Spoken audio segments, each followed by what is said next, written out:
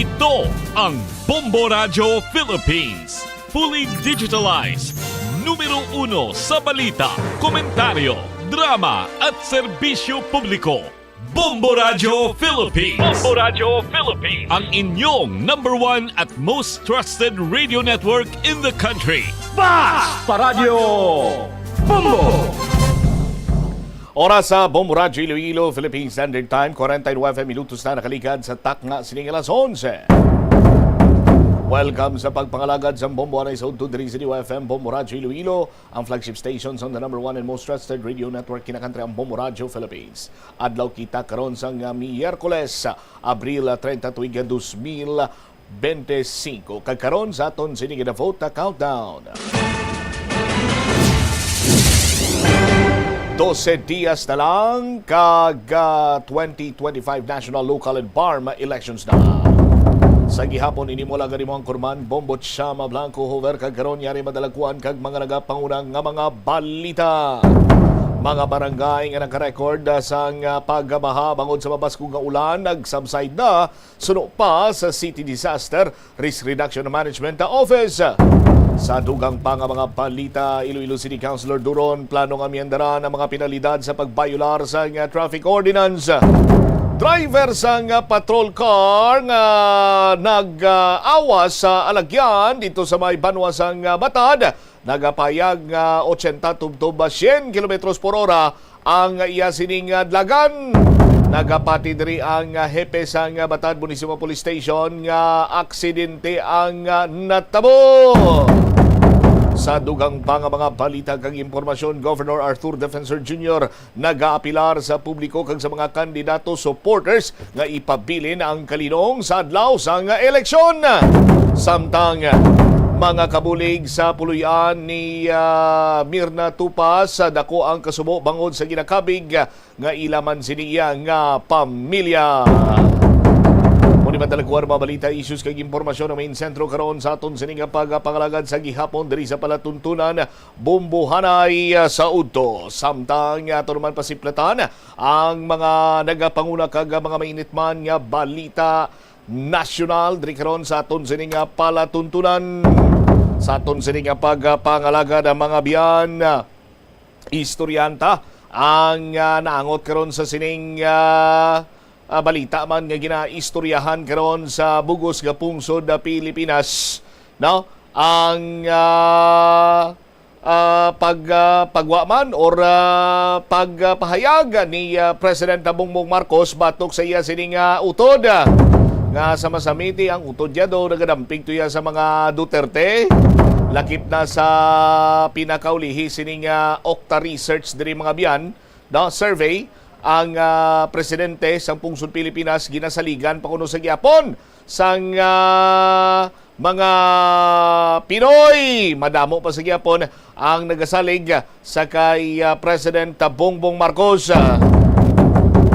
Sa bahin karon sang pagpalag ni President Bongbong Marcos batok sa iya sining utod nga si Senator Amy Marcos, bangod man sa iya sining paghimakas, no? Sa aton sining mga kabumbo nga dipinsahan ang mga Duterte kag pahayagan sang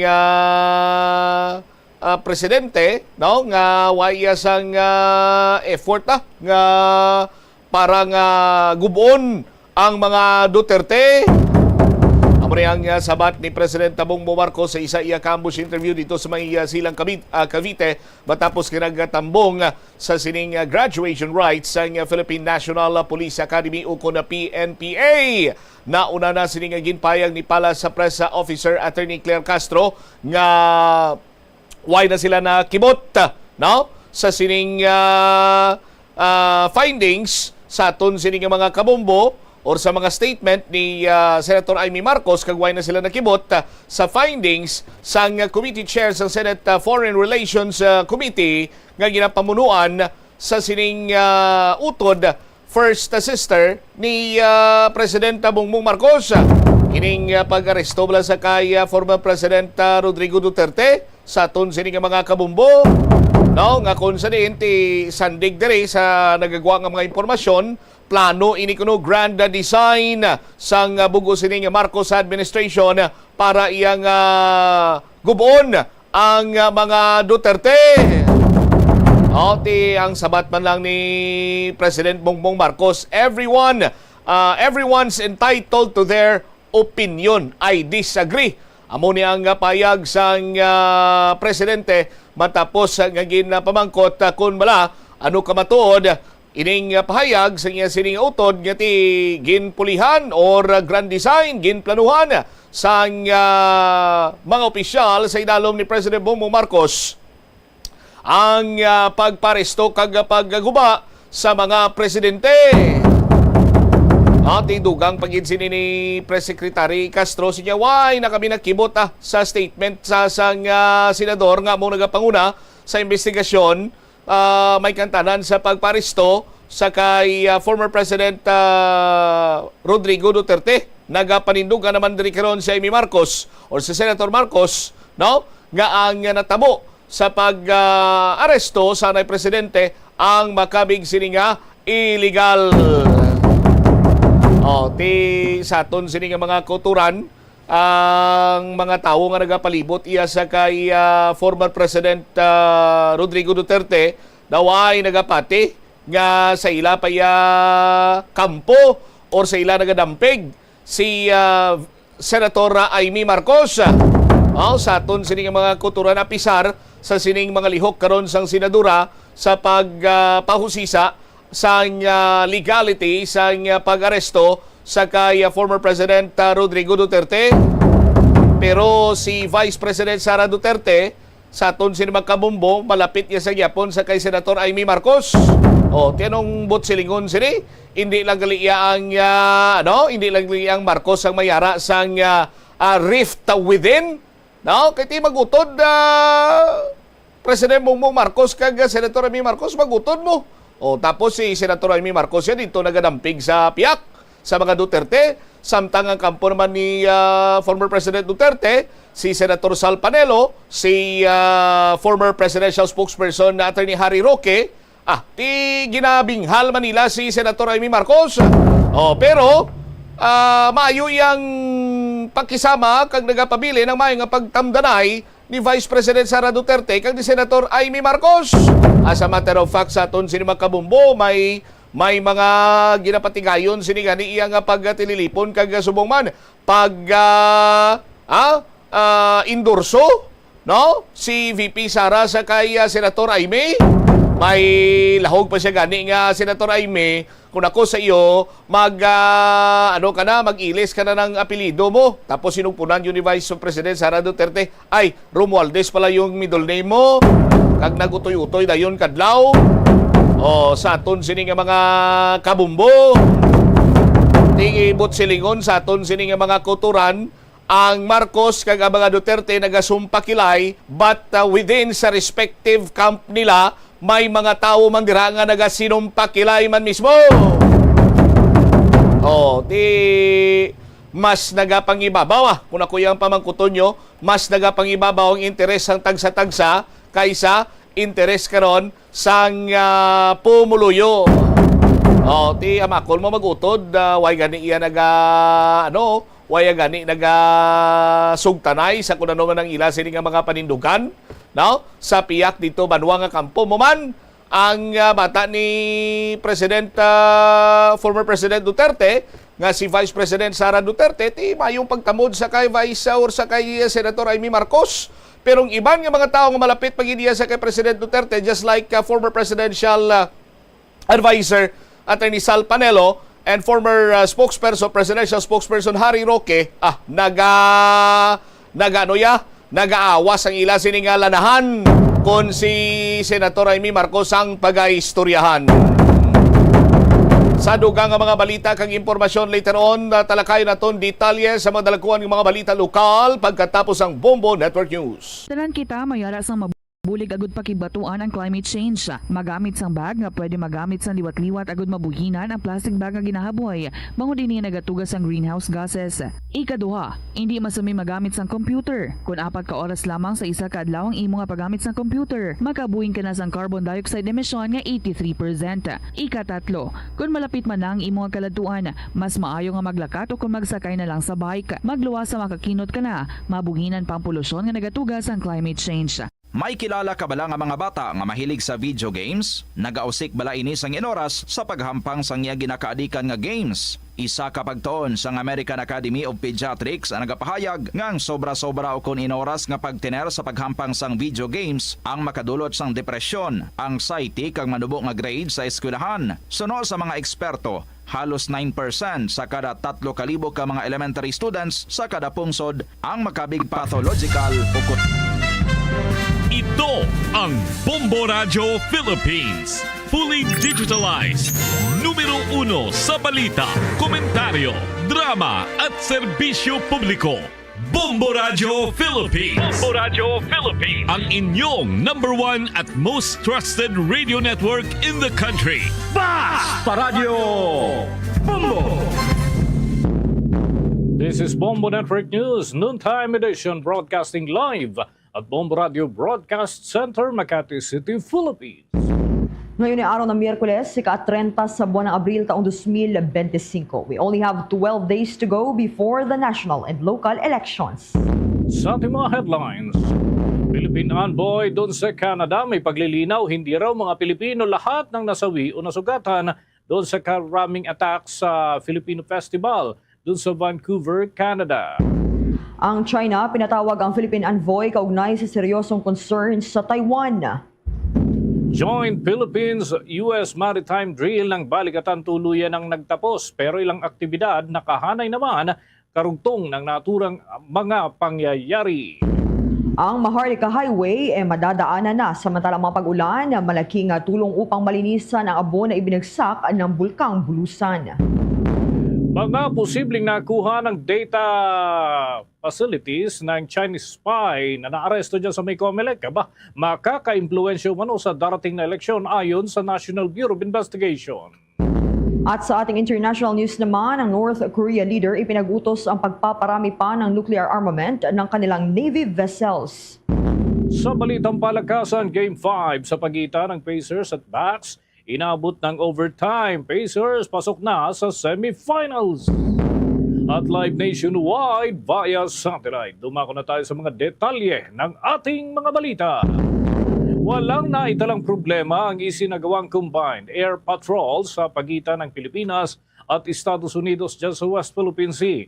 Yan ay bilang bahagi ng multilateral maritime cooperative activity ng dalawang bansa. Ito na ang ika-9 na kaparehong event sa pagitan ng Amerika at ng Pilipinas.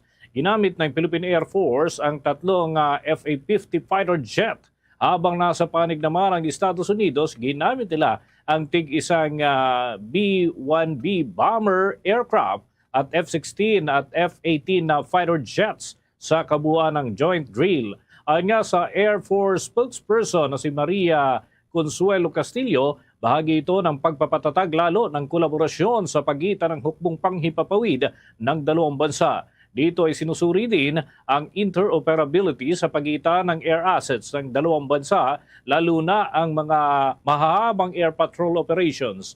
Pagtitiyak pa ng Philippine Air Force na kahanda ang air assets ng Pilipinas na suportahan ang buong hukbong sandatahan ng ating bansa upang bantayan ang maritime at air domain ng ating bansa at itaguyod ang mas matatag na Indo-Pacific region. Kung maalala mga kabombo, dating ipinatigil ang operasyon ng mga FA-50 ng Pilipinas dahil sa nangyaring aksidente kamakailan doon sa bahagi ng Mindanao. Gayunman, simula Marso 25 ng taong ito ay balik na muli sa operasyon ang mga naturang fighter jets. Sa iba pang balita mga kabombot Star Nation, maliban kay dating presidential spokesperson Harry Roque na sinampahan ng kasong qualified human trafficking at umano'y pagkakasangkot sa operasyon ng illegal Philippine offshore gaming operators o Pogo Hub sa Porac, Pampanga, kinumpirma rin ni Vice President Sara Duterte na ipinatawag siya ng Office of the Prosecutor kaugnayan ng kasong isinampalaban sa kanya ng National Bureau of Investigation. Hindi nito tinukoy ang detalye pero noong buwan ng Pebrero ay naghain ang National Bureau of Investigation ng kasong grave threats at inciting to sedition sa Department of Justice kaugnayan ang naging pahayag niya noong Nobyembre 2024 hinggil sa umano'y pagpapapatay kay Pangulong Ferdinand Marcos Jr., kay First Lady Eliza Araneta Marcos at Speaker Martin Romualdez sakaling siya ay mapatay. Ang kontrobersyal na pahayag ay lumabas sa gitna ng investigasyon sa paggamit niya ng confidential funds ng kanyang opisina at pagkakakulong ng Office of the Vice President Undersecretary na si Zuleika Lopez. 2 beses ding hindi sumipot si Vice President Duterte sa imbitasyon ng National Bureau of Investigation para sa investigasyon. Na merong case na final kay dating spokesperson, Attorney Harry Roque, dahil isa talaga siya sa mga malakas ang boses at malakas ang loob na magsabi kung ano ang mali sa administrasyon ngayon. In fact, ako man ay naka-receive din kanina ng summons sa Office of the Prosecutor sa final ng National Bureau of Investigation na kaso laban sa akin. Bahagi yan ang pahayag ni Vice President Sara Duterte. Samantala, hindi binanggit ng Vice Presidente kung sasagot siya sa summons at ibinunyeg niya ito kasunod ng tanong hinggil sa kasong human trafficking laban kina dating Presidential Spokesperson Attorney Harry Roque, Cassandra Leong at higit 40 iba pa kaugnayan ng iligal na operasyon ng Pogo Hub na Lucky South 99 sa Pampanga. Samantala, nagpasalamat naman si Vice President Sara Duterte kay Senator Amy Marcos dahil sa pagbubukas ng diskusyon sa umano'y irregularidad sa pagkakaresto sa kanyang ama na si dating Pangulong Rodrigo Duterte. Kasabay ito ng panawagan at yung pagkakasangkot ng ilang opisyal ukol naman sa naturang hakbang na para sa senador ay isang illegal na hakbang. Narito ang bahagi ng mensahe ni Vice President Sara Duterte. Una, nagpapasalamat ako kay Senator Amy dahil binuksan niya ang pag-uusap kung ano ang ginawa nila, anong mali na ginawa nila kay Pangulong Duterte, ang pangingidnap. Ngayon gusto namin makita na mafailan ng kaso yung mga tao na may kasalanan sa kung anong nangyari sa pagdukot kay Pangulong Rodrigo Duterte. Ngayon, sasabihin ng administrasyon na hindi iyon nila ginawa at hindi iyon political ang pagkuha nila kay Pangulong Duterte. Dapat nakikita natin na may mga kaso ang mga taong ito. Bahagi naman niya ng pahayag ni Vice President Sara Duterte. At ayon nga sa bagong ulat ng Senate Committee na pinangungunahan ni Senator Marcos, dapat daw maimbestigahan ng Office of the Ombudsman sina Justice Secretary Jesus Crispin Remulla, Interior and Local Government Secretary John Vic Remulla, Philippine National Police General Romel Francisco Morbil at Criminal Investigation and Detection Group Director Nicolas Torre III, pati na ang Special Envoy na si Marcos Lacanilao. Tinawag ni Vice President Sara Duterte na state kidnapping ang pagkakaaresto sa kanyang ama. Iginit niya na hindi na dapat na ipatupad ang warrant ng International Criminal Court mula nang kumalas ang Pilipinas sa Rome Statute noong 2019. Samantala, sinabi ni Pangulong Ferdinand Bongbong Marcos Jr. na lahat ay may karapatan na maglabas ng opinyon, ngunit hindi siya sang-ayon sa pananaw ni Senator Marcos na kanyang kapatid. Tiniyak naman ng mga miyembro ng gabinete na handa silang harapin ang mga investigasyon na maaaring isagawa hinggil dito. Kasalukuyang naharap si dating Pangulong Duterte sa kasong Crimes Against Humanity kaugnay ng madugong gera kontra illegal na droga. Nakatakda ang confirmation of charges hearing sa darating na 23 ng Setyembre ng taong ito. Tinapos na ng Pilipinas at United States Forces ang Joint Philippines-United States Maritime Drill sa ilalim yan ng 2025 Balikatan Exercises. Ayon kay Balikatan 2025 Combined Joint Information Bureau Chief Lieutenant Colonel John Paul Salgado, naging matagumpay ang Joint Maritime Drill na tumagal ng 6 na magkakasunod na araw. Kabilang sa mga simulation na ginawa rito ay ang joint sail sa West Philippine Sea, medical evacuation at live fire na kalimitan ay sinasagawa sa Northern Luzon Command Joint Operational Area. Ito ay pagtutulungan ng Philippine Navy, United States Navy, United States Coast Guard at Japan Maritime Self-Defense Force. Ginamit dito ang ilan sa mga naval assets ng 3 nabanggit na bansa tulad ng BRP Ramon Alcaraz, BRP Apolinario Mabini at BRP Gabriela Silang ng Philippine Navy at Philippine Coast Guard. Ang United States ship naman na Savannah at USS Comstock ng United States Navy at ang JS Yahagi ng Japan Maritime Self-Defense Force. Ginamit din ang ilang air asset sa ilang operation tulad ng Philippine Navy AW109 helicopter, ang United States Navy MH-60R Seahawk at ang JMSDF SH-60K. Ang mga ito ay aktibong nakibahagi sa Integrated Air Sea Operations na bahagi rin ng maritime drill. Ayon pa kay Colonel Salgado, nagkaroon ng maayos na koordinasyon sa pagitan ng naval at ground force sa kabuuan ng mga drill mula sa joint sail hanggang sa mga live fire operations. Sa kabila ng pagtatapos ng maritime drill, tuloy-tuloy pa rin ang iba pang simulation na kalakip ng Balikatan 2025 sa iba't ibang bahagi ng bansa.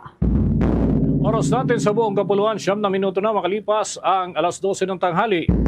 Hinimok ng Philippine Coast Guard ang publiko na manatiling maalam at matatag sa mga pagsuportang ginagawa sa lehitimong claims ng ating bansa sa West Philippine Sea. Sa kanyang pagbisita sa Cagayan de Oro, iginit ni Philippine Coast Guard spokesperson for the West Philippine Sea, Commodore J. Tariela, ng kasalukuyang pulisiya ng Pangulong Ferdinand Bongbong Marcos Jr. hinggil yan sa West Philippine Sea ay maaaring magtanggal ng yung lagpas doon sa mga termino kung mananatili nga ang well-informed at steadfast na publiko sa paninindigan at hindi kikilalanin yung mga claims naman ng bansang China hinggil sa ating karagatan at teritoryo. Aniya, ang ating laban sa West Philippine Sea ay hindi limitado sa ating henerasyon, kundi ito ay isang integrational endeavor para matiyak niya na magpapatuloy ang kritikal na laban dito sa hinaharap na henerasyon. Mahalaga na maunawaan ang pangunahing mga dahilan kung bakit kailangan na depensahan naman ang ating mga nasasaklaw o mga pag-aari. Ang pagbisita ni Commodore Tariela sa naturang lungsod ay parte ng mas malawak pang inisyatibo ng gobyerno para naman sa pagpapalakas ng kamalayan at pag-unawa ng publiko sa legal at makasaysayang claims ng Pilipinas sa West Philippine Sea. Nilinaw ng Ambassador ng Pilipinas sa Canada na hindi Pilipino ang lahat ng 11 kataong nasawi o 12 ang nasugatan sa pananagasa ng isang black SUV sa crowd na dumalo sa Filipino Festival na Lapu-Lapu Festival doon sa Vancouver noong Abril 26.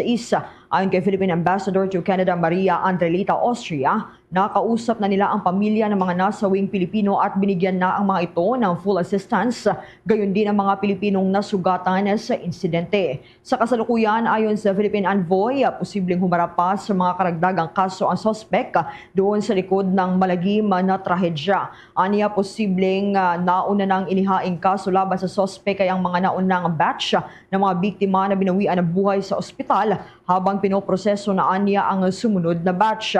Nauna nang kinasuhan ng British Columbia prosecutors ang 30 anyos na suspect na kinilalang si Kai G. Adam ng 8 bilang ng second-degree murder. Samantala, ayon naman sa Philippine Ambassador, nangako ang Canadian authorities na kanilang pag-aaralan ng lahat ng security protocols kasunod yan ng nangyaring trahedya. Hiniling din anya ng local authorities na i-alerto sila sakaling magsasagawa ng malaking pagtitipon at tiniyak na nagagawa sila ng kaukulang paghahanda. Nakatakda namang idaos ang Filipino Heritage Month sa buwan ng Mayo o sa buwan ng Hunyo na inaasahang magre-resulta sa malawakang selebrasyon sa Canada. Kaugnay nito, sinabi ni Ambassador Austria na makikipag-ugnayan sila sa pulis para sa mga kaganapan sa hinaharap upang maiwasan maulit ang deadly attack.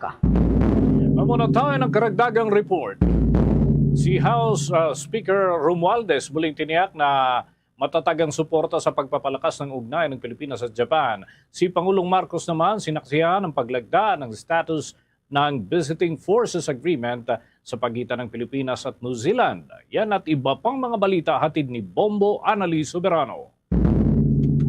Muling tiniyak ni House Speaker Martin Romualdez ang kanyang suporta sa pagpapalakas ng ugnayan sa pagitan ng Pilipinas at Japan na isang umanong mahalagang kaalyadong bansa sa pagpapaunlad ng ekonomiya, depensa at seguridad. Ginawa ng leader ng Kamara ang pahayag kasabay ng pakikiisa sa sambayan ng Pilipino sa mainit na pagtanggap kay Japanese Prime Minister Ishida Shigeru na dumating kahapon dito sa Pilipinas para sa 2 araw na opisyal na pagbisita. Binigyang diin ni Speaker Romualdez na ang Japan ay higit pa sa isang malapit na kapitbahay dahil malapit itong kaibigan ng Pilipinas. Ipinunto rin ng House Leader ang bagong pirmahang kasunduan ng Philippine-Japan Reciprocal Access Agreement. Binigyang pugay din niya ang tulong pang-ekonomiya ng Japan. Sinabi pa ni Speaker Romualdez na ang mababang kapulungan ay nakahandang makipag-ugnayan at makipagtulungan sa Japan. Pakinggan natin ang pahayag ni House Speaker Martin Romualdez. We welcome natin po ang ating Honorable His Excellency Prime Minister of Japan sa visit niya sa Pilipinas. Alam mo naman na the Philippines and Japan have a very strong relationship, kaya itong bisita ng Prime Minister lalo titibay ang ating relasyon.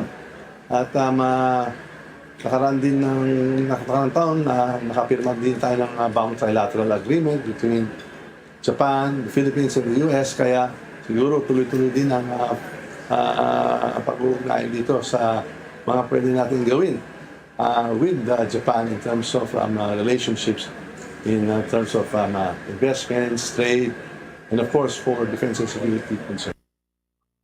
Samantala, dito naman sa Palasyo ng Malacanang, sinaksihan ni Pangulong Ferdinand Marcos Jr. ang paglagda sa status of Visiting Forces Agreement sa pagitan ng Pilipinas at New Zealand. Sina Defense Secretary Gilberto Teodoro at New Zealand Minister of Defense Judith Collins ang lumagda sa nasabing kasunduan. Ang nasabing agreement ay inaasahang magbibigay daan para sa pagkakaroon ng legal framework para sa military cooperation, pagsasagawa ng military exercise at iba pang collaborative activities ng dalawang bansa.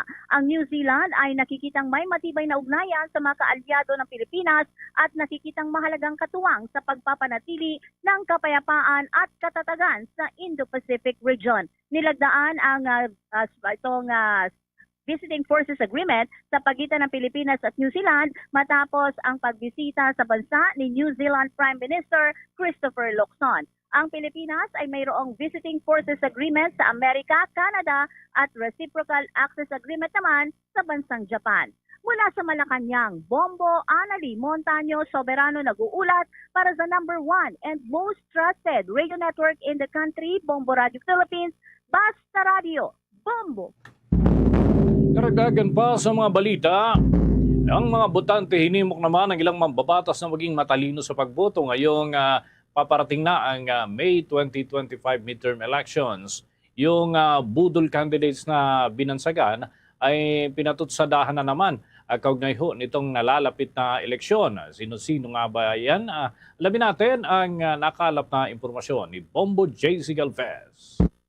Hinimok ni Senator Joel Villanueva ang mga botante na maging matalino sa pagboto ngayong papalapit na May 2025 national and local elections. Sa pulong balitaan, sinabi ni Villanueva kung kinakailangan daw na lumod siya at umapila sa mga botante na maging matalino sa pagpili ng kandidato ay gagawin niya. Bagamat sinabi ito ng senador, hindi naman daw siya makikialam sa mga kandidatong kanilang mga iluluklok. Ngunit apila lamang nito na maging matalino at sa tingin nilang makatutulong. Kung kinakailangan pong lumuhod ako at mag-appeal ng gusto sa ating mga voters na maging matalino, I will not ask them to decide how I am deciding also for myself, 'di ba? Basta yung sa tingin mo na makakatulong sa iyo sa bayan? Kasi yung right to suffrage is very sacred. Kung titingnan natin yung ating kasaysayan, maraming dugo ang tumigis, maraming buhay ang naisacrifice para ma-enjoy natin itong demokrasya, itong karapatan na magluklok ng mga leader ng ating pamahalaan, local and national leaders. So, I pray very hard na yung right candidates would emerge as winners after the May 12 elections. Naniniwala rin si Villanueva na ang survey na lumalabas sa iba't ibang plataforma ay isang guide index sa performance ng tumatakbong kandidato. Kung titignan daw ang pangangampanya ngayon, natatawa na lamang daw ang senador dahil marami raw budol candidates na gumagawa ng kung ano-anong kwento upang mapaniwala ang mga botante. Hindi solidoan niyang ganong klaseng pangangampanya at sa halip, kinakailangan lamang na maging totoo sa sarili dahil ang tao ay talagang tumitingin sa resibo ang mga nagawa na. Talagang nakita ko yung importansya ng messaging. I think that's very important. When you look at the campaign right now and you want me to react, natatawa na lang ako minsan kasi, di ba, I mean, let's face it, marami talagang budol candidates na would make up stories and claim na, for example, sila nakaimbento ng buwan kaya merong buwan sa gabi or yung hangin sila yung dahilan kung bakit nakakalanghap tayo, no? So I think yung ang hindi nare-realize nung ilang mga candidates yung katalinuhan ng voting public. I think hindi mo dapat i-underestimate na kung akala mo kiliti-kiliti or patawa-patawa ka lang or entertain mo lang yung kandidato, hindi solid yun. Maaaring you can do it once or siguro, pero yung masustain yung ganung klase ng kampanya, and I'm talking about local or national campaign. Para sa Bombo Network News, ako si Bombo JC Galvez, nag-uulat para sa number 1 and most trusted radio network in the country, Bombo Radio Philippines, Basta Radio. Bombo! Bombo International News. Ipinagutos ni North Korean leader Kim Jong-un ang pagpaparami pa ng nuclear armament ng kanilang Navy vessels.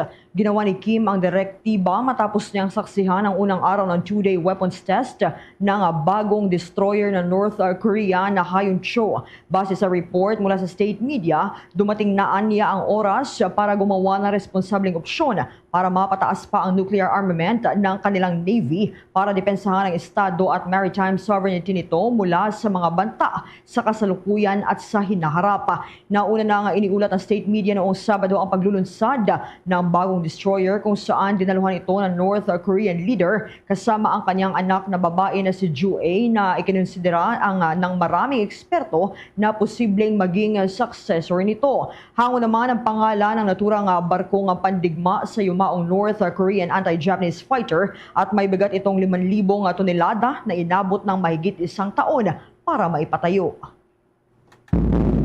Samantala, pinatawag ng China ang envoy ng Pilipinas kaugnay doon sa naging desisyon ng ating bansa na luwagan ng restrictions sa mga opisyal ng gobyerno na bumabiyahe sa Taiwan para naman i-promote ang economic at trade relations. Base nga sa report mula sa state-run media doon sa China, noong Martes nang ipatawag sa Beijing si Asian Affairs Department of Foreign Affairs Minister Director General Lu Junsong, itong si Philippine Ambassador to China, Jaime Florplus, para naman ipahayag ang seryosong concern kaugnay sa negatibo umano na hakbang ng Pilipinas sa issue dyan sa Taiwan at sa security areas.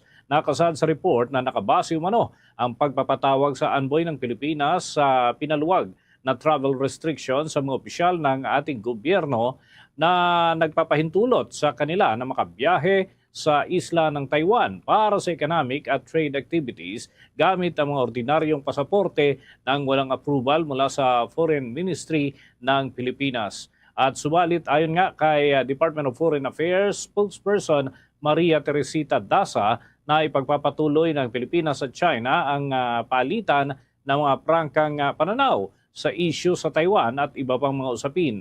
Napanatili din ang ng Pilipinas at ng China ang bukas na linya ng komunikasyon sa pamamagitan ng regular na diplomatic channels at tuloy-tuloy anya ang kanilang palitan ng mga prangkang pananaw sa iba't ibang usapin. Nagsasagawa na ng verification ang Bureau of Immigration ukol sa travel history at legal status ng Chinese na naaresto kahapon sa Intramuros, Manila na may dala-dalang mga surveillance device. Ito ay kasunod ng kahilingan ng National Bureau of Investigation sa naturang opisina na i-verify ang estado ng naturang Chinese na kasalukuyang nasa bansa. Nakuha na ng suspect ng Chinese passport at tourist visa para sa Pilipinas. Sa naging operasyon ng National Bureau of Investigation, na-recover sa sasakyan ng suspect ang International Mobile Subscriber Identity o itong IMSI Catcher, isang device na kayang mangolekta ng data and information mula sa mga cellphone malapit sa naturang device. Pinangangambahan ng National Bureau of Investigation na ang naturang Chinese ay kumukuha ng mga election-related information.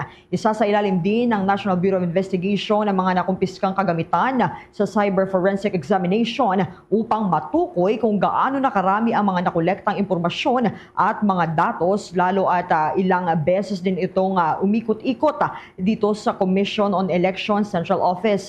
Kasalukuyang nasa National Bureau of Investigation Detention Facility ang naturang suspect. The Vote 2025, the Bombo Radio Philippines Elections Coverage. Tumutok, makinig, alamin, mga kabombo. Isa na namang makasaysayang halalan ang ating tututukan. Sa Mayo 12 ngayong taon, buong bayan muling magpapasya para sa kinabukasan ng ating bansa. Mula sa 32 fully digitalized AM at FM stations ng Bombo Radio Philippines. Ihahatid namin ang pinakabago, pinakamainit at pinakakomprehensibong balita na may kaugnayan sa pambansa at lokal na halalan. The Vote 2025, the Bombo Radio Philippines Elections Coverage. The #1 and most trusted radio network. Basta Radio Bombo! Mga kabombo, ang Commission on Elections ay may pahayag na hinggil ho doon sa status ng pamamahagi o kaya na may pagbebenta ng murang bigas at mga proyektong kahalintulad nito. Alamin natin ang mga update mula dyan sa Commission on Elections, si Bombo Isa Cotoner. Bombo Dennis, Bombo Jai, iminungkahi ni Commission on Elections Chairman George Erwin Garcia sa Department of Agriculture na ibenta na lamang sa publiko ang 20 pesos kada kilo na bigas pagkatapos ng eleksyon. Kaugnay pa nito, ikasalukuyan pa rin hinihintay ng poll body ang exemption na hihingi ng departamento mula sa 10 days ayuda ban. Ayon kay Garcia, maaari naman nilang i-launch ang rice project bukas, Mayo 1, pero ang pagbebenta nito ay gawin na lamang pagkatapos ng halalan dahil 10 araw lang naman ang magiging ban ng poll body. Kaugnay niyan, pakinggan natin ang paliwanag ni COMELEC Chairman George Erwin Garcia.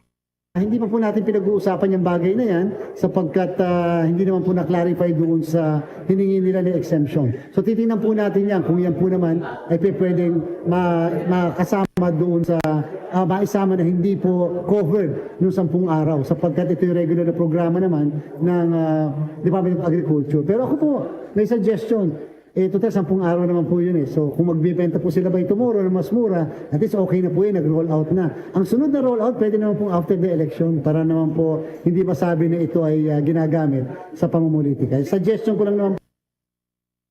Bombo Dennis, Bombo Jai, kasalukuyan din na hinihintay ng poll body ang clarification mula sa Department of Agriculture para sa exemption sa 10 days ayuda ban. Paglilinaw kasi ni Garcia ang naaprubahan noong nakaraang linggo ng poll body ay ang exemption ng ahensya mula sa 45 days election spending ban at hindi pa kasama rito ang exemption mula sa 10 days ayuda ban. Kailangan nilang kumuha muli dahil lahat ng klase ng ayuda maliban sa medical at burial assistance ay pagbabawal na ipamahagi mula May 2 hanggang May 12. Kaugnay niyan, pakinggan natin muli si COMELEC Chairman George Erwin Garcia.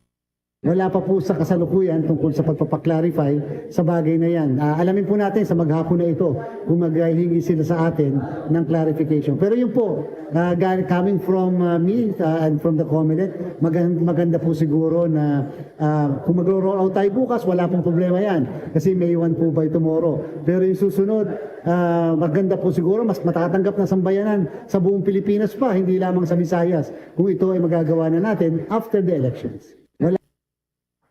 Mula sa COMELEC office in Intramuros, Manila, Bombo East sa Cotoner para sa The Vote 2025 coverage ng Bombo Radio Philippines, the #1 and most trusted radio network in the country.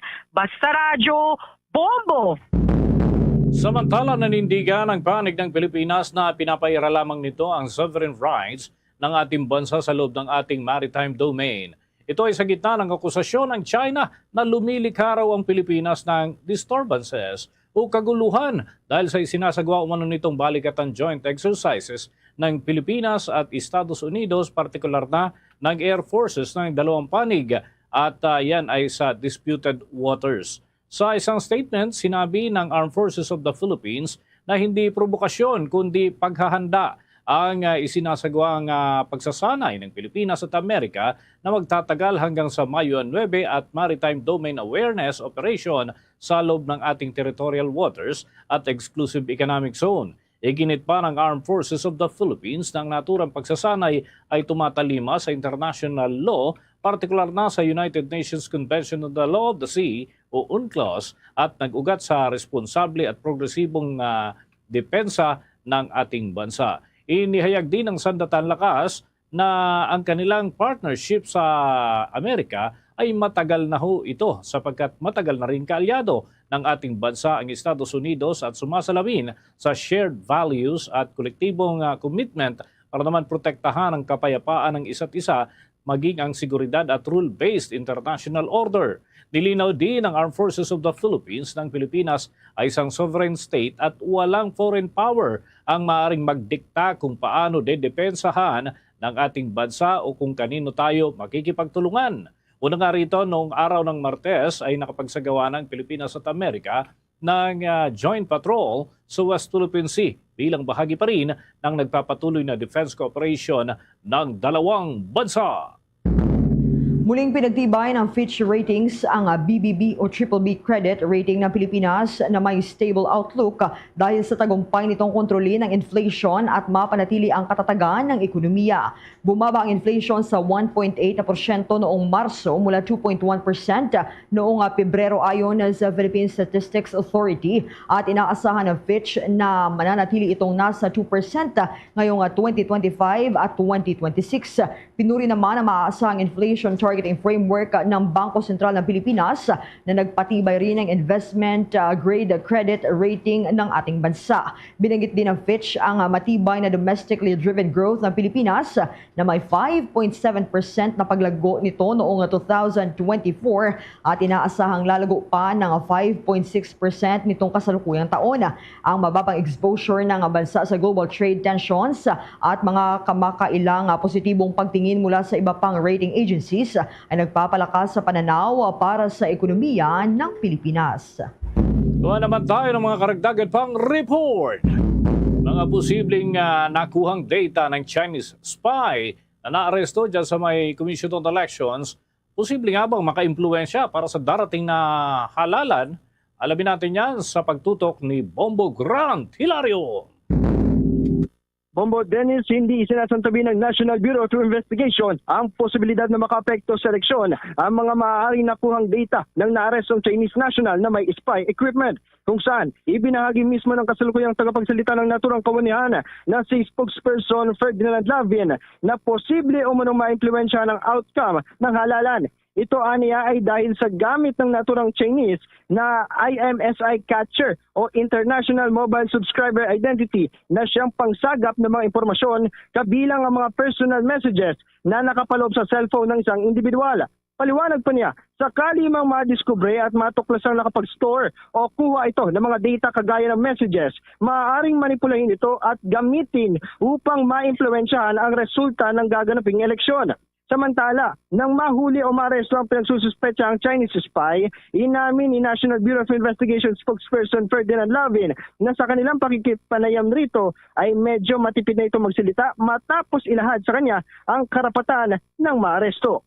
Narito, pakinggan natin si Ferdinand Lavin, ang spokesperson ng National Bureau of Investigation. When kasi although meron kaming interpreter, medyo matipid din siyang magsagot. Also because I already informed him of his rights under arrest. Yung na-store messages niya, if that is sent out and manipulated, that can influence the outcome of our elections. Kaya naman kaugnay nito, ipinaliwanag pa ni National Bureau of Investigation spokesperson Ferdinand Lavin kung gaano nga ba kalayo ang kaya nitong masagap na impormasyon. Ani ay mula 500 meters hanggang 3 kilometers radius ay maaaring makakuha ito ng data partikular sa mobile gadget number na siya naman personal na impormasyon o pagmamayari ng isang individual. Kaugnay niyan, pakinggan natin muli si spokesperson Ferdinand Lavin ng National Bureau of Investigation.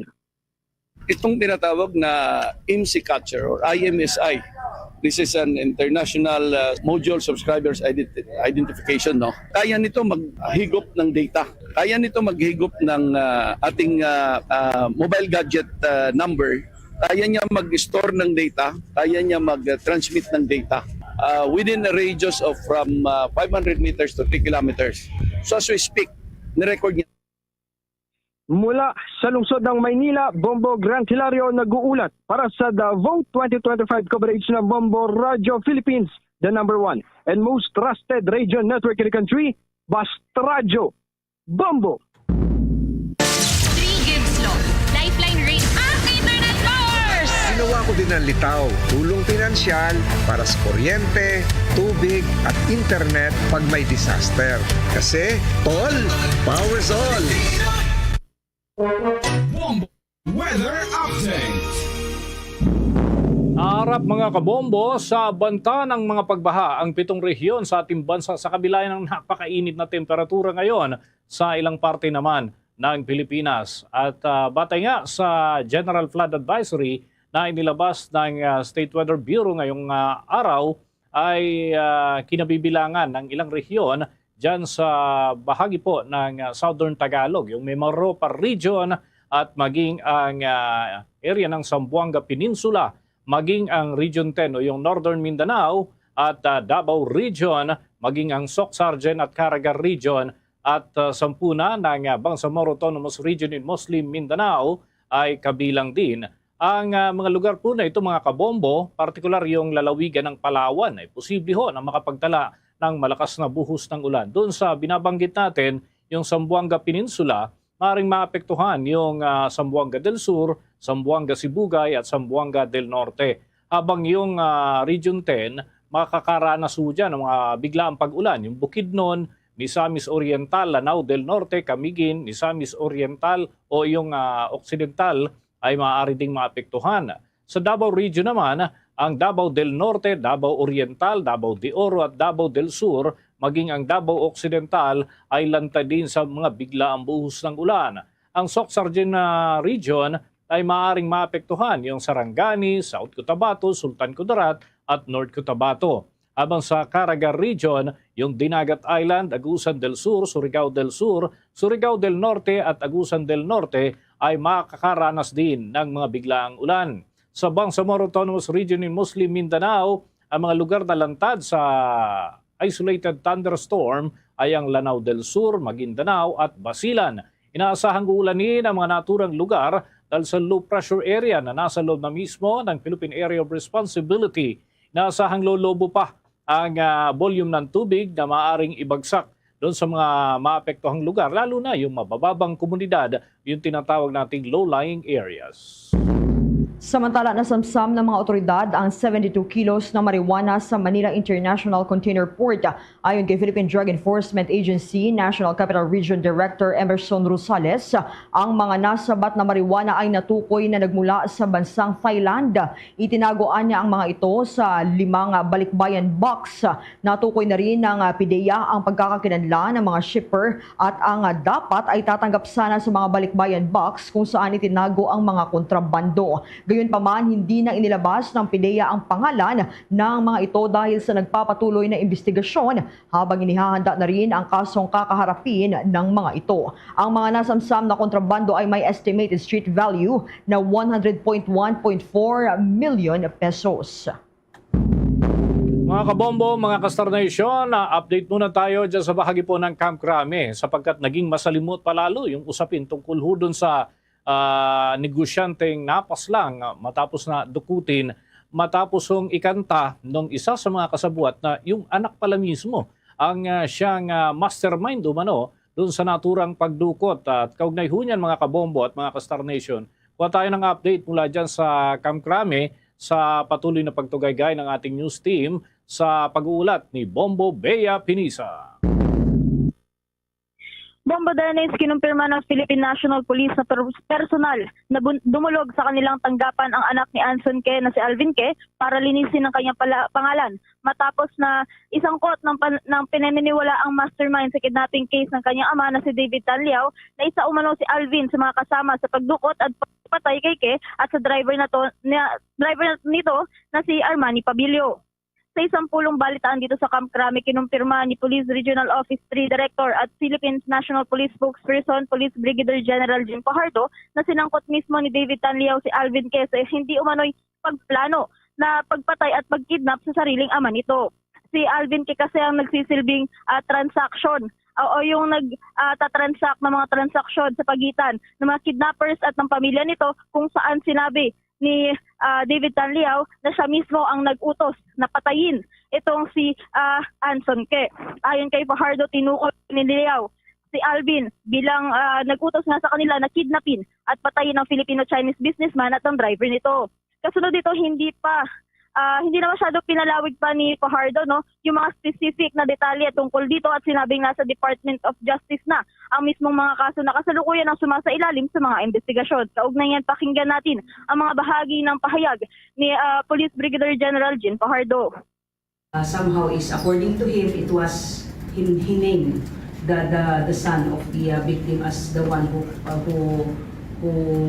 ordered for the kidnapping and eventual killing of the main victim po. But as to the specifics po, nasa DOJ na po yung kaso po, and we don't want to preempt po yung anuman po yung magiging decision po ng DOJ dito.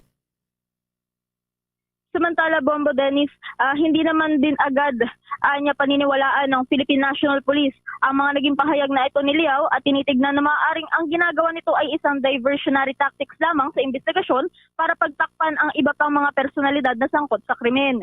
Hindi rin anya nila maaaring alisin ang mga posibilidad na ito, lalo na at may iba't ibang individual pa ang patuloy na tinitignan ng pulisya para malaman kung saan nga ba napunta ang ransom money na siyang ipinadala sa iba't ibang tranches sa pamamagitan ng isang digital currency wallet.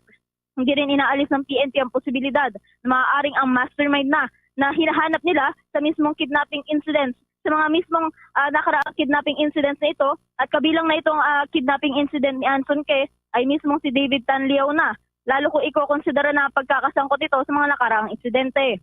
Pinaghihinalaan rin kasing kasama sa mga illegal na operasyon nila Liao ang dalawa pang Chinese national na kinilala bilang si Kelly Tan at si Jonin Lin na patuloy namang pinaghahanap ng mga otoridad. Kaugnay niya, pakinggan natin muli ang tinig ni Police Brigadier General Jim Fajardo. Let me throw caution in the wind. DLT, we cannot discount the possibility that the David Tanliao is misleading the investigation to cover up for someone. Yun yung hindi natin po pwedeng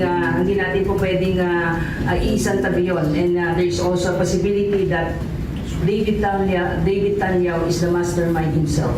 Because considering po yung ibang mga involvement po niya doon sa mga previous killings po, together with the alias Kenny, John indeed, and these two Filipino cohorts po, and there is also a possibility that their group is operating within the scheme of things under David Tanyao. Sa ngayon, Bombo Dennis, tinitignan naman na isa sa mga respondents sa krimen, si Alvin K. at patuloy na sumasailalim sa investigasyon, lalo na't napag-alaman din ng PNP na walang naipakitang pruweba si Liao na talagang sangkot ito sa naturang insidente. Habang nag-alok na rin ng pabuya ang hanay ng Philippine National Police na sa makakapagturo sa kinaroroonan ng isa sa mga suspect na si Kelly Tan na itinuturing na may malaki ring bahagi sa naturang kaso dahil siya mismo ang nagsilbing pain sa pagdukot sa mga individual. Live mula dito sa Quezon City, Bombo Bea Piniza nag-uulat para sa #1 and most trusted radio network in the country, Bombo Radio Philippines, Basta Radio. Bombo! Sa puntong ito ng ating balitaan, dako na tayo sa mga ulat ng ating mga himpilan. No sale policy o yung mga mamamalakaya dyan ho sa may bahagi ng Hilagan Luzon, may no sale policy na ipapatupad at yan ay dyan sa karagatang sakop ng Pari at Kalayan dyan sa Cagayan para sa nalalapit ho na mga aktibidad kalinsabay ng balikatan exercises. Yan at iba pang mga balita hatid ng Bombo Radio Kawayan. Magpapatupad ng no-sale policy ang Coast Guard District Northeastern Luzon sa baybaying sakop ng Apari hanggang Kalayan, Cagayan para sa isasagawang balikatan exercise sa pagitan ng Estados Unidos at Pilipinas. Ito ay epektibo hanggang Mayo 3 na magtatagal hanggang Mayo 4, 2025. Sa panayam ng Bombo Radyo Kawayan kay Lieutenant Junior Grade Albert Aurel de la Cruz, ang Deputy Chief of District Staff ng Coast Guard District Northeastern Luzon, sinabi niya na bahagyang makakaapekto ito sa hanap buhay ng mga mangingisda, ngunit nilinaw niya na ang pagbabawal sa kanilang pumalaot sa kasagsagan ng balikatan ay para lamang sa kanilang kaligtasan. Anya, isa sa mga gagawin nilang exercise ay live firing, kaya napakadelikado para sa mga sibilyan ang pumalaot malapit sa pagsasagawaan ng balikatan. Magde-deploy naman anya sila ng mga personnel na magbabantay sa lugar upang matiyak na makasunod ang lahat sa no-sale policy. Ginawa po talaga yung no-sale policy, ma'am, para sa kaligtasan na rin ng ating mga civilian sa mga mangingisda, ma'am, sa pag-ongoing na po yung exercise. Yung isa po na naka-ready na po na gagawin na exercise sa live firing po, ma'am. Kaya kailangan po talaga ng wala pong mag-sale doon kasi sa delikado po talaga yung meron. At iyan ang ulat mula rito sa Bombo Radyo Kawayan. Para sa Bombo Network News, ako si Bombo Jamaica Barbas. Para sa #1 and most trusted radio network in the country, Bombo Radio Philippines. Basta Radyo, Bombo. Ang Maharlika Highway ay madadaanan na pag-ulan, malaking tulong upang malinisan ang abo na ibinagsak ng Bulkang Bulusan. May balita dyan ang Bombo Radyo Legazpi. Itinuturing ng mga residente na blessing in disguise ang nangyaring pag-ulan sa ilang barangay sa Sorsogon na nakatulong kasi ito upang mahugasan ng mga pananim at mga tahanan na mula sa epekto ng pag-ulan ng abo mula sa Bulkang Bulusan. Sa panayam ng Bombo Radyo Legazpi sa residente ng barangay Gabaw, Irosi na si Jude Adriel Dagaoho, sinabi nito na matapos ang panibagong phreatic eruption kagabi ay maraming mga residente ang nanatili muna sa loob ng kanilang mga tahanan upang maiwasan ang paglanghap ng asupre at abo. Regular din umano ang paalala ng mga barangay officials sa mga kinakailangang gawin na nabatid naman na marami ang pinilin huwag ng lumikas maliban na lamang sa mga mayroong respiratory illness at mga may edad na. Bumabagsak na abo sa bulkan. Pumasok na agad ako pumunta na agad ako sa bahay namin, saka nilak na namin yung pinto, bintana para di namin masyado maamoy yung asupre. Yung barangay Gabo kasi ready naman yung mga barangay officials para sa evacuation center, saka andun naman yung mga tanod, ina-assist naman nila. Samantala sa hiwalay na panayam kay Sorsogon Provincial Spokesperson Dong Mendoza, sinabi nito na possible na ang Maharlika Highway dahil sa mabilis na flushing operations na ginawa ng mga tanggapan ng pamahalaan. Na matatandaan kasi na una nang nagpalabas ng abiso ang lalawigan na hindi madaanan kagabi ang ilang bahagi ng Maharlika Highway dahil sa kapal ng abon ay binagsak dulot ng pag-aalburuto ng bulkang Pulusan. Para sa Bombo Network News, mula rito sa Bombo Rancho Legazpi, ito si Bombo Romela sa Kayan Wanda sa nag-uulat for the #1 and most trusted radio network in the country, Bombo Radio Philippines. Basta Radio, Bombo! Mga kabombo, update muna tayo hinggil ho dun sa mga vote counting machines na gagamitin sa 2025 midterm elections. Nakarating na dyan sa lalawigan ng La Union. Alamin natin ang update ng Bombo Radio La Union. Mahigpit na binantayan ng mga otoridad ang pagdating at pag-unload ng 2 cargo truck na lulan ang 840 na automated counting machines at iba pang election paraphernalias na gagamitin sa darating na May 12 national at local election. Ito ay pinangunahan ng F2 Logistic, ang official courier ng Commission on Election, gayon din si Attorney Alipio Alonso Castillo III, ang Provincial Election Supervisor ng COMELEC La Union, gayon din ang representative mula sa iba't ibang partido, PPCRB, NAMFREL at uniform personnel at alagad ng media. Nakaschedule naman sa mga susunod na araw ang pag-deliver sa mga ito patungo sa iba't ibang bayan sa La Union. Maliban sa automated counting machine, kasama rin dito ang mahigit 100 na contingency units at consolidation and canvassing system, gayon din ang laptops na gagamitin sa mismong araw ng eleksyon. Sa kabilang dako, inaasahan naman ang pagdating ng mga official ballots sa mga susunod na araw at ito ay papangasiwaan ng Provincial Treasurer's Office bago i-turn over sa iba't ibang bayan sa probinsya ng La Union. Natawag natin automated counting machine. Ito yung machine na gagamitin sa election day on May 12. Ito yung dito tayo magkakast ng vote at ito rin yung magbibilang ng boto sa lahat ng barangay, sa lahat ng towns ng La Union. So dumating sila kaninang madaling araw and immediately in-inform natin lahat ng mga stakeholders na pumunta para i-witness yung pagdating at ipresenta sa publiko itong mga machines natin. Together with the machine, nakita nyo kanina andun sa likod yung tinatawag natin na canvassing laptop. Ito naman yung laptop na gagamitin namin na boards of canvassers para sa pag-canvass at pag-proclaim ng mga winning candidates. So magkasabay yan, counting machine and canvassing laptop. Yan ang ulat mula sa Bombo Radio La Union. Para sa Bombo Network News, Bombo Raymond Dachor para sa #1 and most trusted radio network in the country, Bombo Radio Philippines. Basta Radio, Bombo! Dito naman sa bahagi ng Central Visayas, kakulangan ang tauhan ng pulisya sa Negros Oriental para sa nalalapit na halalan tinutugunan na 5,000 pulis i-deploy sa buong Negros Island Region sa panahon ng eleksyon. Narito ang mga detalye sa pag-uulat ng Star FM Cebu. Aabot sa 5,000 tauhan ng pulisya ang ide-deploy sa buong Negros Island Region sa panahon ng halalan sa darating na Mayo.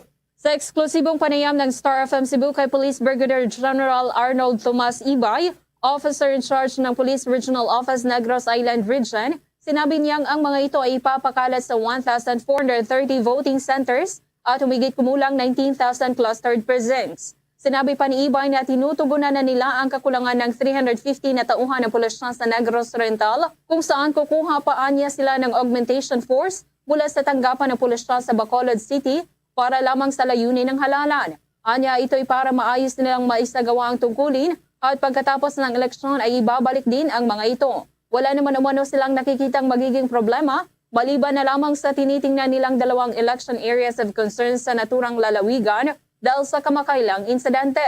Samantala sa ginanap na Regional Joint Security Control Center meeting sa Negros Oriental, inalakay pa ang election areas of concern at salik ng panganib at kung paano ito tutugunan. Anya, tinitingnan na lang nila ngayon kung ano pa ang pwedeng gawin para mas maging maayos ang darating na halalan ngayong taon. Gusto ko pong iparating po sa lahat na nandito po ang inyong kapulisan na para maglingkod sa Negros Island Region. Huwag po kayong mag-atubili na lumapit po kung sakaling meron po kayong pangailangan sa ating mga kapulisan. And we assure you that we are on top of the situation here in the Negros Island region at pinaplano po naming maigi ang paglatag po ng security, lalong-lalo na pinaghahandaan natin yung ating paparating na eleksyon. Mula rito sa lungsod ng Cebu, Star DJ Sophie Ember nag-uulat para sa The Vote 2025 coverage ng Bombo Radio Philippines, the #1 and most trusted radio network in the country. Basta Radyo, Bombo! Mga kabombo, sa ibang balita naman tayo, kaanak ng mag-amang biktima doon sa Lapu-Lapu Festival Tragedy sa Vancouver, Canada, emosyonal na dumulog sa Bombo Radio upang manawagan ng tulong at panalangin. Alamin natin ang update ng Bombo Radio Iloilo.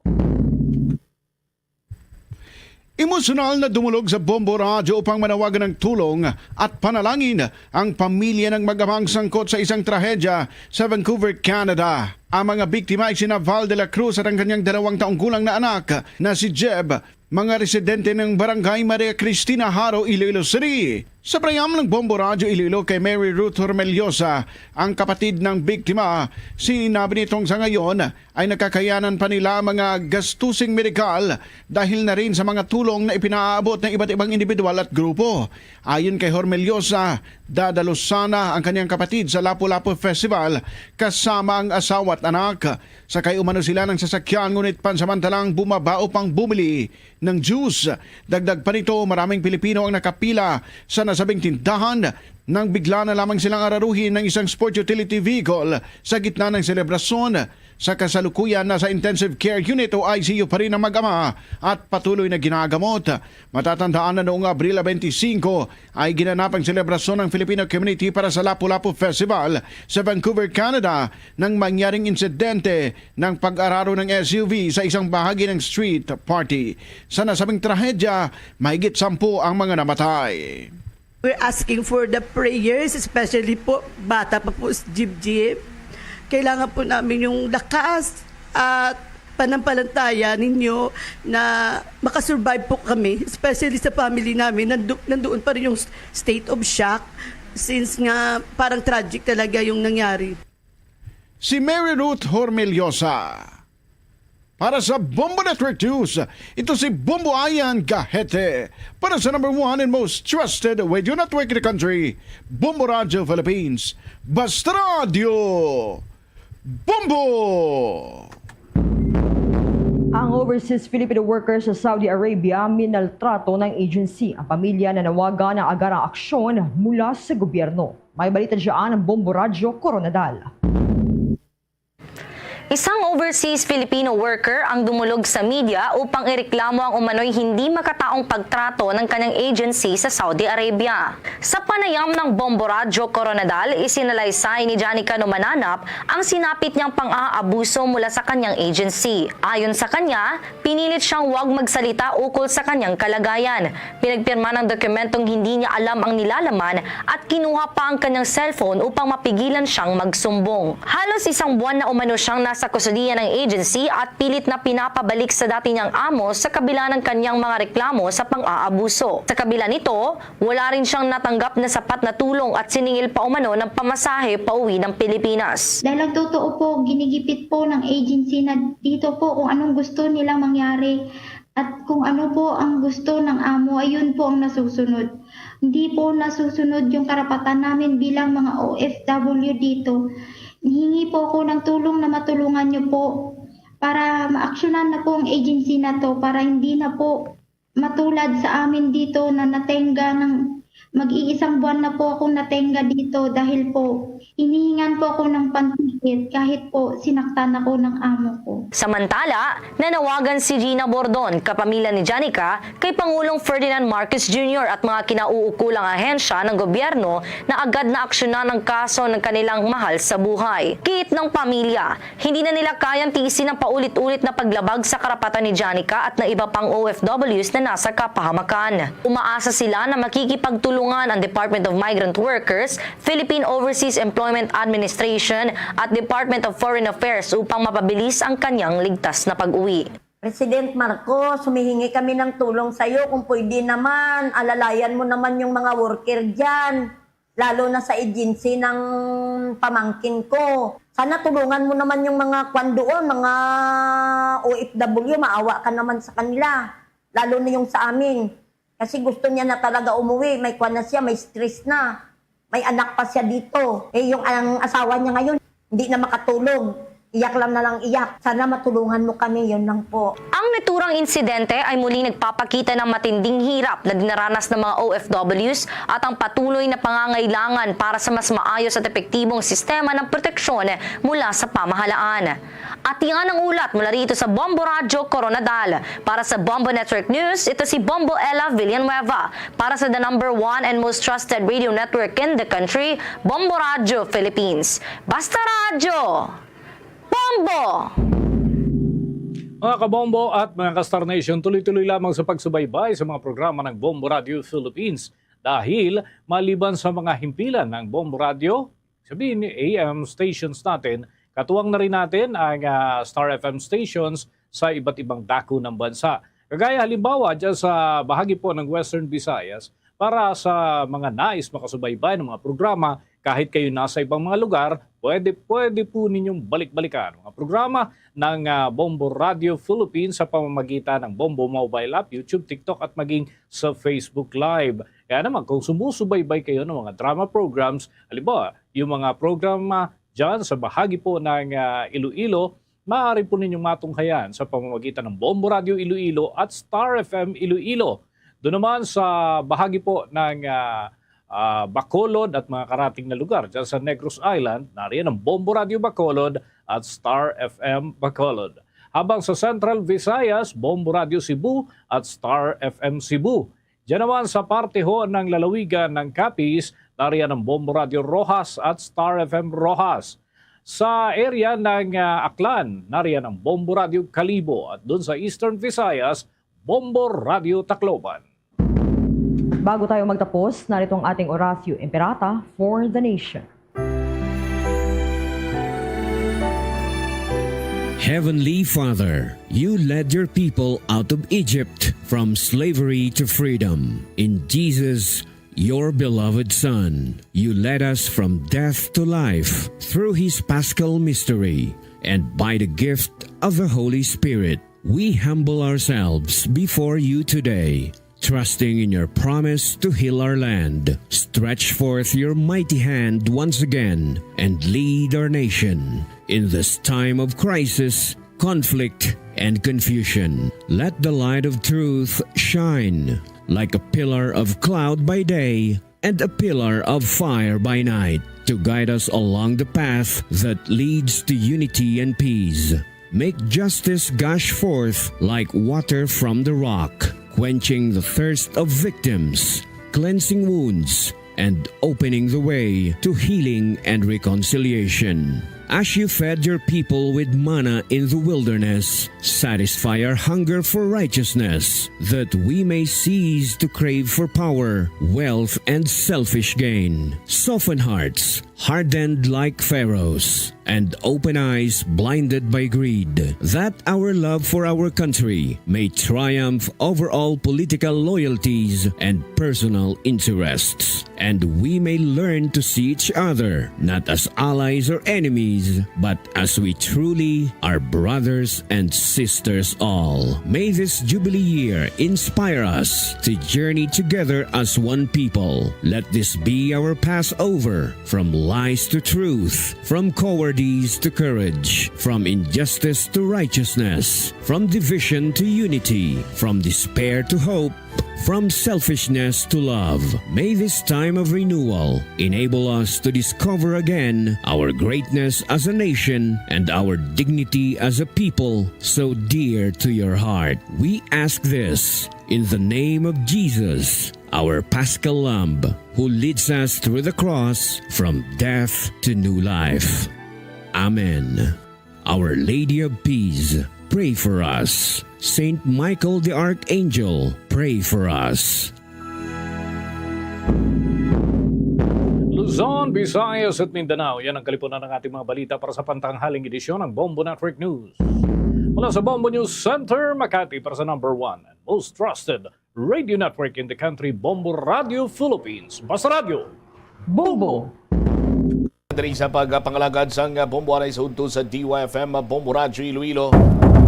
Standby sa aton sining mga kabombo sa dugang mga balita kag impormasyon preska karon nga balita aton sining nabaton kay si Buena Vista sang Uniambaya member Attorney Vincent Diazis nag-file sang protest o complaint sa talatapan sang Commission on Elections. May kantanan sa paggamit sang pondo, resources sang gobyerno sa pagpangampanya. Standby kay pakinggangutan naton ina karon driman sa aton sining pagpangalagad sa gihapon sa palatuntunan na bombohanay sa udto. Samtang mga barangay nga na-record nga ginabaha bangod sa mabaskong sining ulan kagabi nag-subside naman suno diri sa City Disaster Risk Reduction and Management Office. Kung madumduman sini Banwa, hindi lang pagbaha-baha gani ang natuga sang mamunog sining ulan kagabi, kundi may pilaman sini ka damage nga natuga, partikularmente isa ka hotel sa distrito iya sang Mandurriao nga kung sa din ginapayag diri sang hotel management nga agyan ini sila sang buhawi. Rason nga na rusdak ang bahin sang nasambitan sini karon iyang hotel. Magluwas sila dugang pagin sini nga kalitan tining pagbaha-baha sa pila ka mga kabaranggayan sa palibot man sang syudad sang Iloilo. Amakon mo may mga porsyon niya Banwa nga nagalabot nas pusog-pusugan ang level sang tubig. Si Bombo Hana nag-standby. Bombo Hana sa report, please go ahead. Nag-subside na ang mga ginabaha nga barangay nga na-record sa City Disaster Risk Reduction and Management Office sa Bombo Cham as of subong nga aga sa bangod man sa tuman nga kabaskog sang ulan kag hangin kagabi. Iniman ang mga barangay nga pulo ang na-record diri sa nga CDRMO nga kon sa diin sa Haro may 4, Our Lady of Lourdes, Montinola, San Vicente kag Kalubihan Haro. Yara naman sa may La Paz District, may ara sang 5 nga sa Rizal, Burgos Mabini, San Nicolas, San Isidro, kag Lopez Haina Sur. Sa area naman sang Lapus, ang Don Esteban Lapus, nag-subside naman ang ining mga nasambit naton nga mga barangay nga ginbaha ini kagabi. Kung makitaan kagabi kag obserbahan, tuman kabaskog sang ulan kag hangin nga kon sa diin gintunaan sang pila ka mga damage man diri sa struktura sa mga syudad sang Iloilo kaangay na lamang sa area sang Mandurriao nga na-record nga tuman gid ang kabaskog dito nga ulan as per recorded by CDRMO nga kon sa diin isa diri ka hotel ang narumpag ang kisame sini but later on nagpagwa man sang statement, official statement ang ining Zuri Hotel kag ginasang aga Bombo Cham nga bangod sa ining ginatawag nga buhawi o kon ipo-ipo nga nagluntad kagabi. But as we asked diri kay Mr. Darwin Papa, ang operations officer sang City Disaster Risk Reduction and Management Office, iya dirigin pahayag nga wala sang ni-record nga buhawi o kon ipo-ipo apang daw combined effect lang sang ining mabaskog nga ulan kag hangin kagabi Bombo Cham. Kag diri man sa pahayag man ni Mr. Darwin Papa nga ti ang ining mga nasambit nga barangay nga ti subong aga nag-subside na and magluwas dira, wala naman sang mga na-record pa nga mga effects diri man sa may syudad sa Iloilo ang tuman kabaskog nga ulan kag hangin kagabi. So diri man ang ining natabo sa may Zuri Hotel nga kon sa diin narumpag ang ining yung kisami nila nga kon sa diin gintunaan sang isa ka pilason nga delivery food rider kag ang tatlo ka mga salakyan nga nagkalagupi kag nagkalagasgas sa bangod man sa ining impact sang nagkalahulog nga debris sa linman sa kisami Bombo Cham. Mayari kibala kay pabati naton ang ining pahayagman ni Mr. Darwin Papa. Sorry. Actually, as per the event natin last night during sa pagbaskog sang ulan, actually we have recorded sang medyo dako nga volume specifically during sa may Mandurriao area. The highest actually is dirigid sa may area ng Diversion Road. We have around 147 millimeters. Hello, ma'am? Okay na, ma'am. Yes, 147 millimeter ang record naton, while under sa may Mandurriao Plaza is 126. Haro area is 129 sa may Haro Health Center area. So basically, we are expected yan medyo baspogid ang nagtupa nga pag-ulan sa area natin diri sa city, specifically sa Mandurrio area. And because of that, actually we have a total of 10 barangays nga nag-report nga may flooded sa ilang kabaranggayan. We have 4 in Haro, 5 in La Paz, and 1 in Lapus. And so far, out of those 10, 7 have already reported nga fully subside na ang tubig, while others hindi pa siya fully subsided. May mga areas na kailangan medyo may nabilin pa tubig so far. And also, we have received report muli sa may area sa Mandurriao. We have sa Sur Hotel na may collapse ang facade, ang kisame sa ilang entrance area. And with that, sir, again, pagwa man sa statements ng amo sining hotel, sir, because of localized, ano ko na, sir, it's buhawi or ipo-ipo. Is it true, sir, na may buhawi or ipo-ipo as effect of mamulog nga ulan kagabi? Yes, actually, because ang aton incident kagabi, ang event kagabi is a thunderstorm, which is partly could cause ang mga mga mini tornadoes naton. Pero as per pag-asa naton, pag-confirm naton sa ila, it's they told us wala sila recorded nga event in sa city, and at the same time wala man sila actually some device specifically nga makamonitor gid kung may padulong buhawi, but as much as recorded nga may event, negative sila sa record. Pero and also as per sa aftermath, basing man sa nakita, most probably daw is combined effect lang sa weight ng ulan, and at the same time possible baspog ng hangin ang nag-igo, and not directly na buhawi. But nevertheless, we could not also discount the fact na basi may localized di man yung natabo sa area nila, but so far wala kita other be reported within the vicinity nga the same situation. And so far din ang sila. So bali wala sang reported, sir, nga literally gid nga may natabo nga ipo-ipo or buhawi, but nakitaan lang gid yang daw kumbaga daw combined ng effect sang mabaskog nga ulan and hangin, sir. Yes, amo na siya ang initial nga naton, especially sa personnel naton from Station 10 nga nagkadto dito gid mismo. Amo na siyang ilang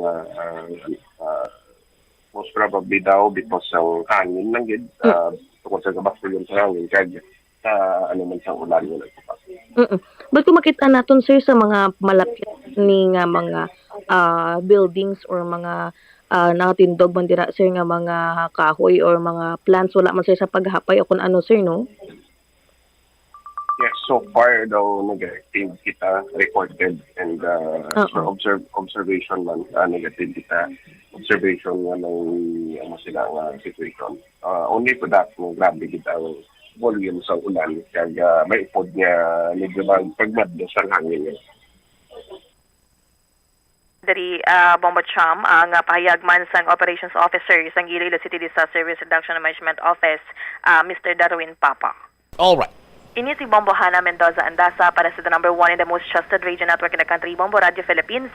Basta Radio, Bombo. Salamat gid Bombo Hana Andasa sa imo sining follow-up report. Iway man gid sang major nga damage nga natuga ang mamunog sining ulan, magluwas lang sa sining natabo sa isa ka hotel dira sa may distrito sa Mandurriao. Ginatumod naton nga hotel amo ang Zuri Hotel ni suno sa management nga mayara kuno sang buhawi, but sandig sa record sang City Disaster Risk Reduction Management Office wala iya sang buhawi, no, nga ari diri or nag-igo or may nag-agi abi sa bahin iya sang syudad sang Iloilo.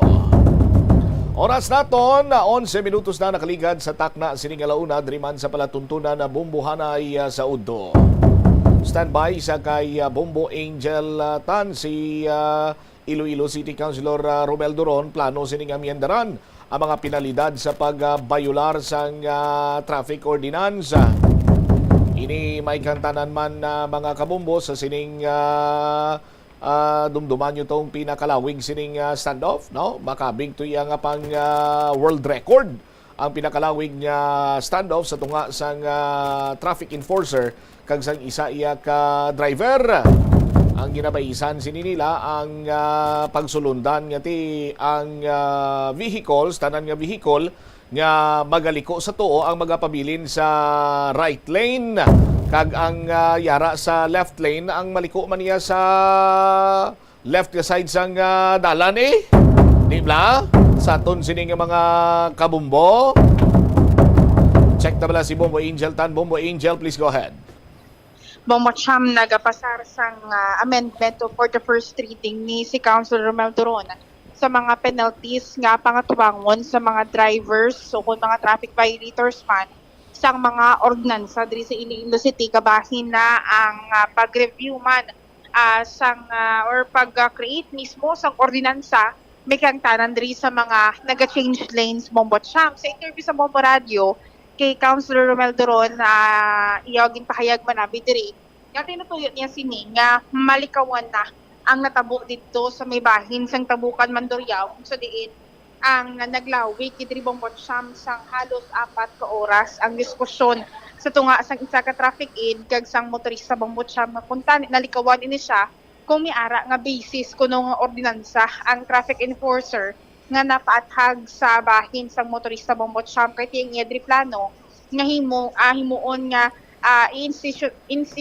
institutionalized na gid man lamang ining layiman abi nga regarding ini siya sa pag-change lane kung sa diin yedri nga plano nga dapat kuno kung pila ka meters away pa lang may nakabutang na nga mga signages sa bahin sa mga motorista nga makita nila nga dapat 100 meters away pa lang or like 50 meters away maka-change lane na sila kag tiindi nga paglabot kuno sa mga intersection amo ang pagdakop sa ila Bombo Cham pagti importante gidire kuno nga may mga nagakiigo nga hibalo ang mga traffic enforcer when it comes sa pag-impose sang mga ordinansa sa Iloilo City Government. Ang istorya naman riya sa mga penalties according kay Councilor Romel Duron nga i-review niya ang mga penalties Bombo Cham kay ti iban diri based ini sa iyagin pasar nga ordinansa sadto nga dapat basta first pa lang offense dapat may option ang mga violators nga pili based ang mga community service kahit iban gani kuno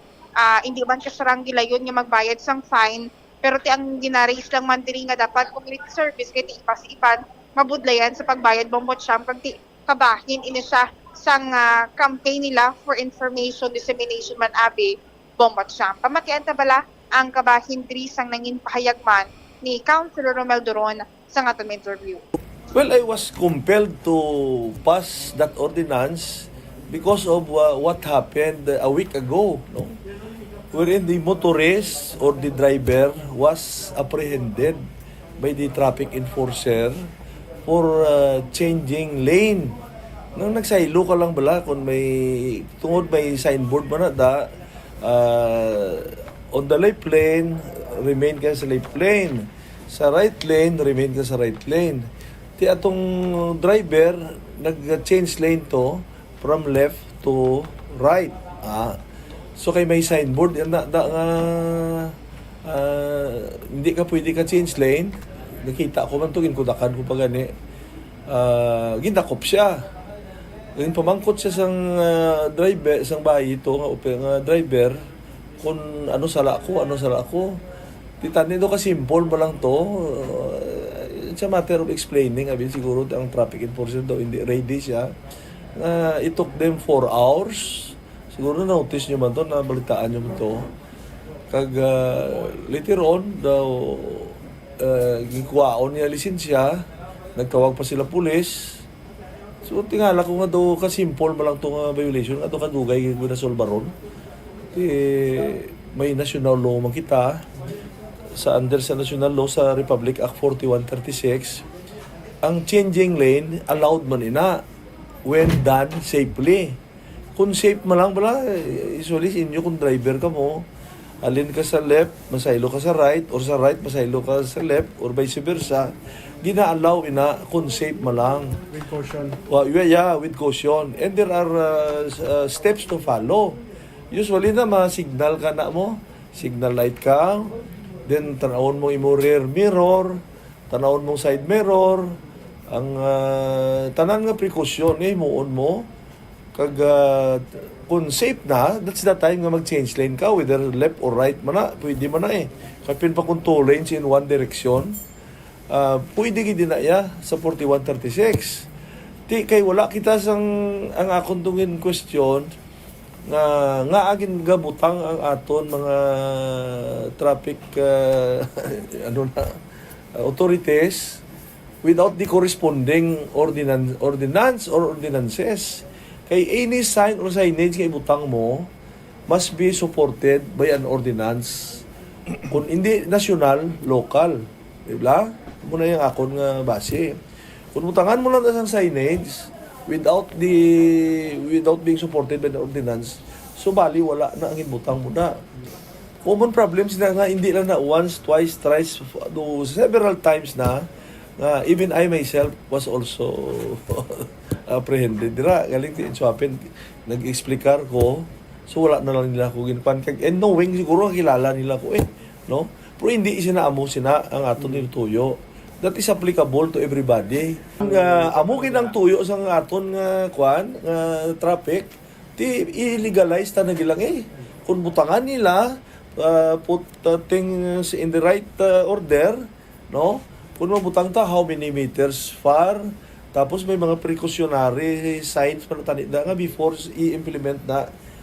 Away from the sign itself, no changing of lanes, 100 meters na before the intersection. Councilor, ang isa pag hindi ka part sa imo ordinance is amending sang parang penalties sa mga violators sa mga ordinance. So anong plano mo diri, sir? Pataasan ang mga kwan nila, penalties nila, sir?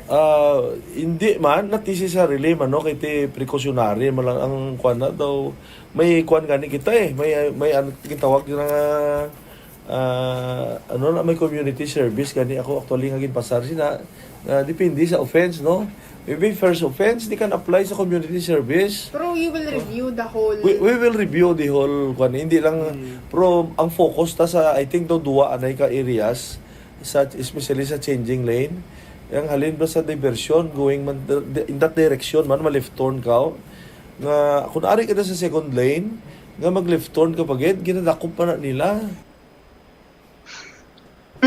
Bombo Cham na batian sa mga kabombo naton si Councilor Romel Duronte ang iya diri kun tani nga do focus gid una Bombo Cham ang mga areas diri especially sa may Tabukan, Mandurriao kag dira sa may bahin sang diversion kag kung diin nga mga areas ang do prone gid bala Bombo Cham nga ginareklamuhan nga kung mag-change lanes madamo sang ginapangdakop nga ti mayon ako no mga invisible naman ang mga signages at the same time ining penalties nga ting mapaalinton sa publiko nga before in sila kumbaga hatangan gin sang fine nga ting kwarta nga value wala pa mo bilang penalidad nila mas maayo nga ma-aware sila on the first basis nga tinag-miara sila first offense pero community service kontani ang ipa-impose gid primarily abi sa ilang bahin Bombo Cham.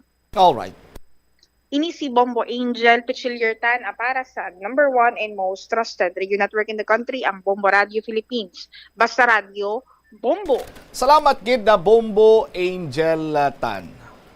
Sa Tabukan, sa tunsining nga mga kabombo, may signage, di ba? Sang all vehicles turning right must stay in the right lane. Kung sa left ka naman, mapaliko ka sa wala, dapat ma-stay ka sa left lane. Before, no? Maghambag ka nga before, antes sang intersection, may ginabutang na dira sa aton sining nga mga kabombo. So, kung may ara sang common sense ang isa ka driver, kag ang pag-acquire niya sang driver's license nag-agi sa eksakto nga proseso, definitely sa aton sini nga mga kabombo kay kumo nahibaluan niya na kung diin siya padulong, anong direksyon nga iya sini nga agyan. So, sa aton sini nga mga kabombo, upon seeing sang traffic signs or traffic sign, dito na siya mapadulong sa lane kung sa diin ang iya sini nga destinasyon sa aton sini nga mga kabombo. Sa may diversion road, sa may paliko, bala? Dira sa may tabok na bala sang dumduman nyo tong gibutangan sa tarpulin to bala? No? May ara na dira nga nakabutang, kunti do, pila na da, do 4 lanes na dira. May ara na dira yan nakabutang sa aton sini nga mga kabombo, no? Nga signage nga kung mag-turn left ikaw, all vehicles turning left must stay sa left lane. Oh? So kung sa aton sini mga kabombo, kalabanan sini abi nga nagakatabo, gadali ang driver. Sa iya sini nga pagdali-dali, gusto ya kung tani iya mag liko sa wala. Oh? Pero, ara siya sa right inner lane sa aton sini nga mga kabumbo. Sang 4 lanes gana. So, ang kakatabo, no? Nag-go na diri ang left lane, nagliko na lang siya pawala from right lane, liko siya pa left lane after sang traffic sign. So, klaro ina nga violation sa aton sini nga mga tagpalamati. Oh. Okay man ining suwestyon ni Councilor Doron nga ti specify kung pila ka meters ahead sa isa iya ka partikular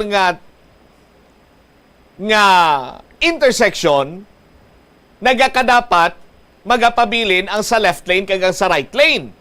Kung mapaliko siya sa tuo, ti right lane siya. Kung paliko siya sa wala, ara siya sa left lane. But sa aton sini nga matag palamati,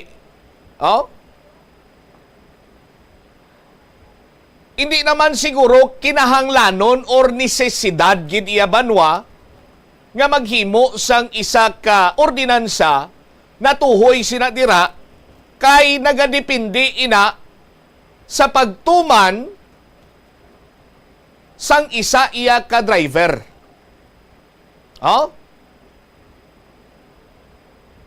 Kung naga-follow sang traffic signs, traffic rules, traffic laws, traffic ordinances, so on and so forth, ang isa iya ka driver sa aton sini nga mga kabumbo, definitely, do hindi naging man nisisidad or kinahanglanon pa nga i-qualify nga 100 meters, 50 meters, kay ti a simple traffic sign magapaalinton or maga-inform na sa imo nga kung you are going or turning to left way or left lane, ti dapat halin palang pagsulod mo iya sa sinang 4 lanes under the general rule, traffic rule 1436, of which gagin paathagman sang traffic enforcer sa lady driver, kung titani ini siya, wala na siya nag-change sang lane. And changing of lane is not a violation. Hindi man ini siya makabig nga swerving sa aton sini nga mga kabumbo. Kung halin ikaw sa right lane, after abi sang isa iya ka traffic sign nga all vehicles turning left must stay on the left lane. Tunga-tunga ka na abi, naglampuwas na sa signage. Tapos, nag-go ang sa left lane, makabig ka imo iya pawala, from right lane, makabig ka pawala, then maliko ka pa left, definitely, mayara ikaw sang violation.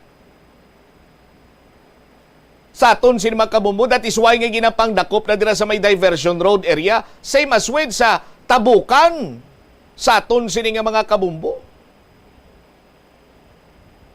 Oh.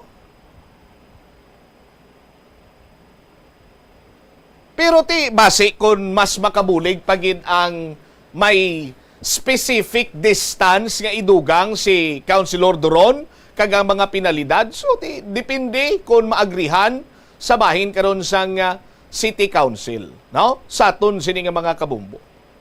Pero kung when it comes sa mga violation iya banwa, no, kita nagapati kita nga mahaba ko in my own opinion 85% ara sa driver ang responsibilidad.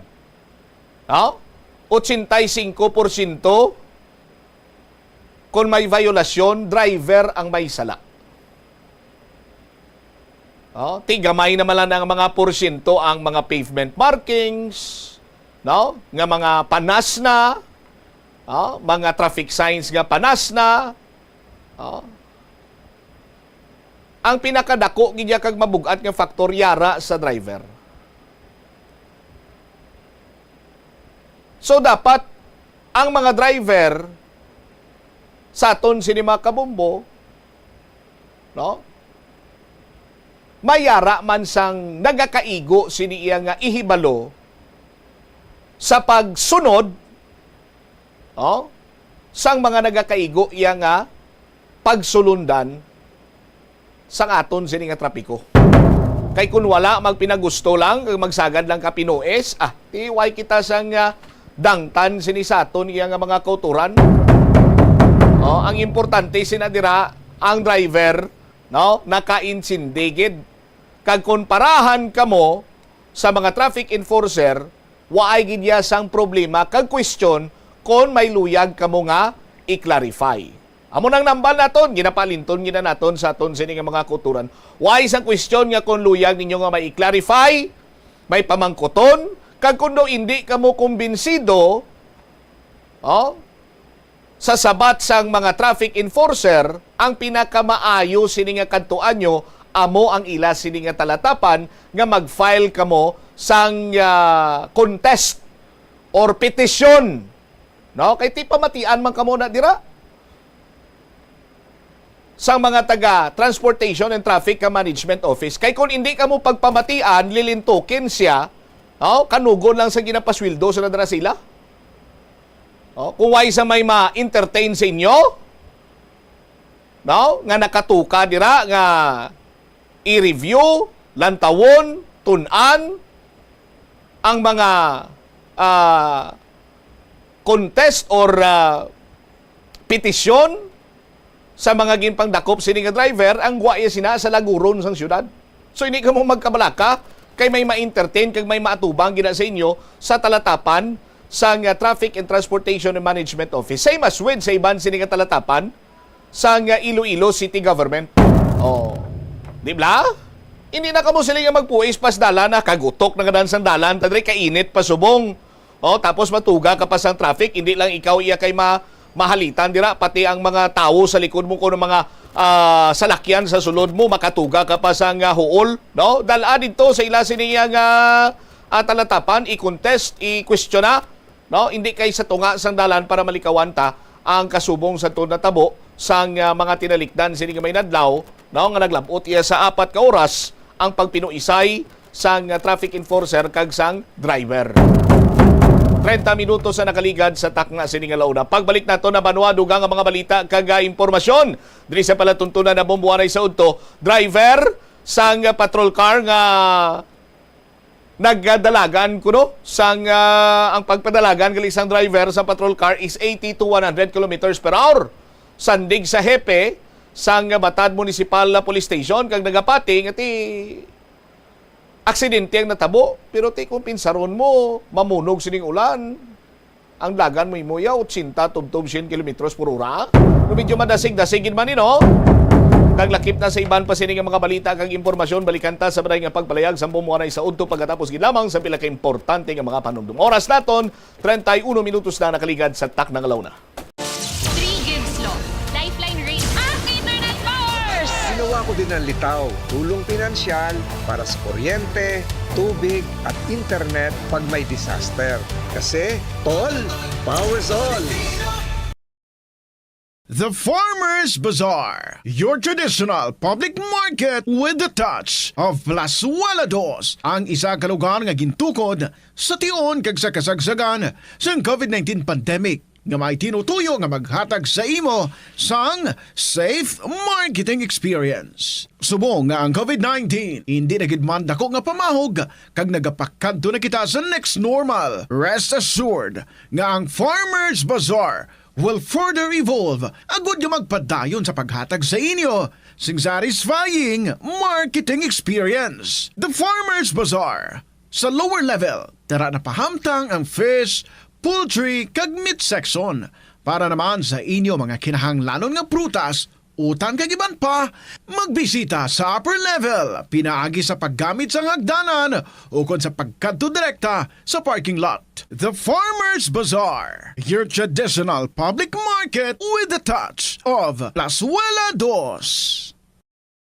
Plazuela de Iloilo Bill Board of Activities for April 27 to May 3, 2025. Ang Mayo 2 amo ang first Friday of the month. Ang 3 sa 12 ka mga promesa ni Jesus nga ginhambal pinaagi kay Sister Margaret Mary Alacoc para sa tanan nga mga devotees sang Sacred Heart of Jesus. I will bless the homes in which the image of my Sacred Heart shall be exposed and honored. I will give the priest the power to touch the most hardened hearts. Those who propagate this devotion shall have their names written in my heart, and it shall never be erased. In line with this, ginaagdang tanan nga mag-attend sang First Friday Mass to honor the Sacred Heart of Jesus sa La Tolda sa Mayo 2, 2025. Mag-aumpisa alas 5:30 sa hapon. Excitement is once again overwhelming the Bini Band. Bangod sila ang natalana nga maghatag sa inyo sa isa ka great musical show sa ining nga weekend sa concert at the plaza. Mangin inyo umpisa alas 6 ng gabi sa Mayo 3, Sabado. Sa tion sa musical show, napulo ka mga matahom nga Plazuela de Iloilo Special Edition Mags kag madamo pa nga iban ang iga-paraffle sa mga suki sa Plazuela de Iloilo. Sa Mayo 4, Domingo, ginaagdang tanan nga mangin kabahin sang Eucharistic celebration nga pagkahiwaton sa La Tolda sa among adlaw alas 11 sang aga. Sa tion sang Holy Mass, magpangamuyo kita sa Ginoo nga i-remind ang aton mga lideres sa sininga kalibutan that there is always a peaceful way to resolve all conflicts. Dako umano kun gamay. Plazuela de Iloilo, we remain to be one with you in a common hope for a better community and a progressive country in 2025.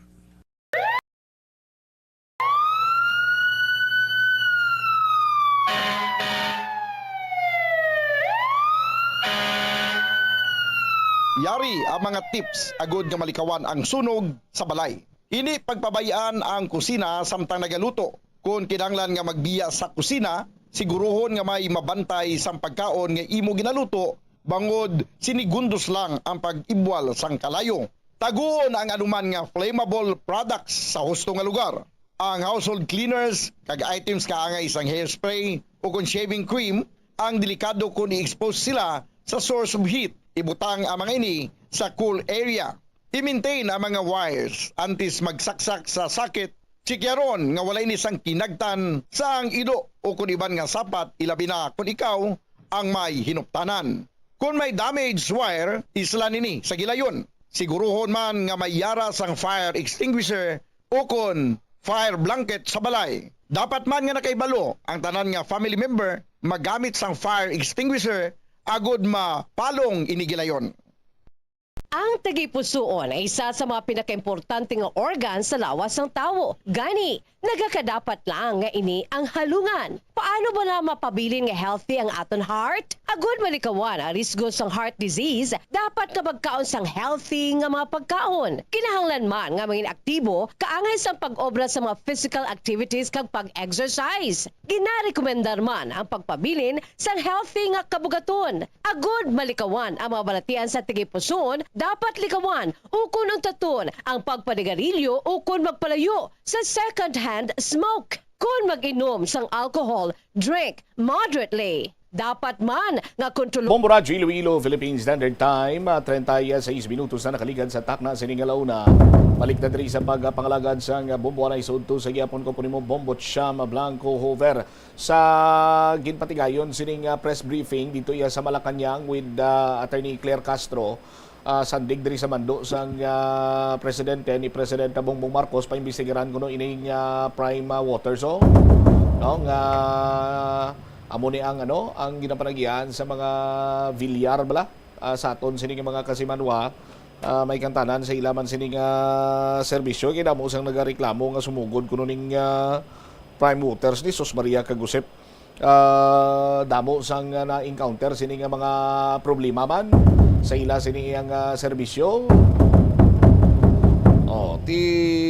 Inibala sinyales man sang damlag lang ginbayaw man to ni Vice President Sara Duterte ang kamot ni senatorial aspirant Camille Villar. Sa aton sining mga kabumbo.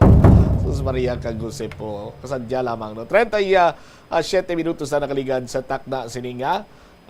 Launa driman sa palatuntunan na bombohanay sa udto sa DYFM Bombo Radyo Iloilo.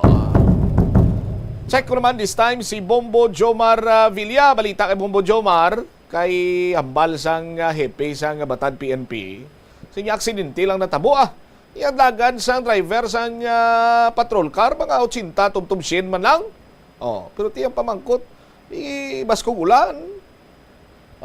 Mapadalagan gid sang 80 tumtum 100 kilometros sa purura.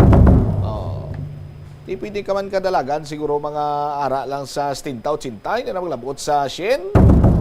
Rason sa sining pagluntad sang vehicular accident nga kung sa diin nagtupa sa talamnan ang patrol car sang Batad gagin kautas sang kabuhi sang person deprived of liberty or matapos nila nga may gin-operate nga bypass mga biyan ti way to makahalin kay nakapusas tuya ang sakay nila nga gindala sa crime lab agod nga ipaidalom sa drug test. Check ta linya ni Bombo Jomar Villa. Bombo Jomar, please go ahead. Pati ang hepe sang Batad Municipal Police Station nga purely accident kid lamang ang natabo sa pagka-aksidente sang ila sini nga patrol car sa may barangay Natividad no banwa sang Barutak Viejo kay nasang aga sa din nagresulta ini sang tatlo ka mga kapulisan nga nagkalapilasan kag ang isa sini ang bawian sang kabuhi no ang ila sini nga nadakpan sa gipatigayon nga bypass operation. Gin-declared ni siyang dead on arrival ining si John Baldomero, 44 anyos, taga Barangay Sulong, Batad, Iloilo. Samtang nagapabilin karon sa hospital. Kung sa dinti amo ni ang mga police personnel nga pilason, sanday Police Master Sergeant Renante Puente sa maning driver, kag Police Master Sergeant Francis John Arikaya no ang gapungko sa kilid sa nga driver. Bumutsam nga ti subong padayon nga ginabulong sa may hospital sa Barutak Viejo. Samtang ining si Police Corporal Joseph Asturias ang i-refer sa hospital no diri sa may syudad sa Iloilo kay subject sa operation ang sini nga kamot. Ining si Corporal Asturias sa likod ini siya nagapungko upod sa sining napatay pero sa piyak siyang upside sang pulungkuan. Bumutsam no amo ning nakaangkon man siya sang pilas sa iya sini karon nga nakamot. So sa pagpakigangot naton diri kay Police Captain Perdic Jan Padilla, ang hepe sang Batad Municipal Police Station, nagapati ang natungdan nga purely accident gid lamang ang natabo. Kay suno sa natungdan mismo ang driver sang patrol car nga naaksidente ang nag-istorya sa iya nga mga 80 tob-tob sin ang dalagan kilometro per ora apakadto na pabalik sa may Batad Iloilo halin inisla sa may bahin sang syudad Bumbutsam. Ti amoto ang statement sa driver nga pag-abot sa lugar ana kaigo kuno ni ang guma niya sa stagnant water sa higad sandalan. Kung sa diin pag-igo to sang rueda nagtalsik no ang tubig umigo sa windshield. Pag adaptya sang sang tubig sa windshield tiwayan to makitaan doon nobla hindi yan na makita ang dalan kag possibility sa igo man sang mamunog sini karon nga ulan amo to nga do nagimo nga do zero visibility no way na makitaan to ang dalan kag umigo sa gutter ang guma rason nga nagsaka pagsaka sang patrol car amo to nga do nagtakilid kag umigo sa may poste no sang communication telco man to Bumbutsam kag nautod ang poste no sang nabungguan sang sining patrol car. Sa diin suno diri sa kay Captain Padilla so may mga circumstansya gid man nga amo sina kay T1 kuno kon bisan nagandar pa man kay nagandar mo nagagana to ang wiper pero kunti kon igoon gani sang dako sini nga volume sa tubig so madula gid ang imo sini nga visibility abi no kun di mo makitaan ang kalsada kag ti bangod gani no sa madasig nga pagpadalagan so no kay Captain Padilla kati tawhay man ang dalan way man sang damo sini nga salakyan kag ti pauli naman sila amo to siguro nga nakabuluboylo gid man ang driver sang patrol car pero ginatag sa tungdan nga ti way niya napiyungan ang driver sang patrol car kay isa ni siya sa Masaligan na do mga 7 na katuig ini siya nga naga-drive asang patrol may mga nagabulos man sa iya pero ti kon lang tawon Masaligan siya no isa sa Masaligan nga driver karon sang patrol car sang Batad PNP suno sa kay Captain Padilla ti bangod sa ginatawag sining aksidente hindi gid malikawan rason nga nagresulta karon sang pagkapila sang kopdanan sini kag isa diri ang ginbawian sang kabuhi Bumbutsam ti sa pamangkot pagid no kon nga ti kagahona nga gin paidalom ini sa drug test ining nasambit sining arestado sa bypass operation kay hapon pa nimo no natabo ang bypass operation mga alas 4:30 sa hapon kahapon tigin pahayag diri karon sang natungdan mga alas 4:50 na tigayon o kon natapos ni ang bypass operation so after sini gindala sa may Balasan Hospital para sa medical examination bilang standard operating procedure sang otoridad. So after nga gin paidalom sa medical examination sa may Balasan, agin balik pagin ini siya sa may Batad PNP para sa ila sini nga booking process no tidra na masulod ang pagpaidalom sa mugshot no sa nga sining subject. So overall natapos kuno ni do mga pasado alas 9 o kon alas 9:30 sa natapos ini kag alas 9:30 man nga ini siya ang ginadala dire sa may Iloilo sa Campo Delgado agod ipaidalom sa drug test Bumbutsam kag amo na ti na tugayan na kag mga pasado na to alauna sang ini sila nakabot na dala sa Barutak Beho sa diin natabo ang aksidente Bumbutsam. Aribla no kabahin sa payag ni Police Captain Perdic Jan Padilla, hepe sang Batad PNP.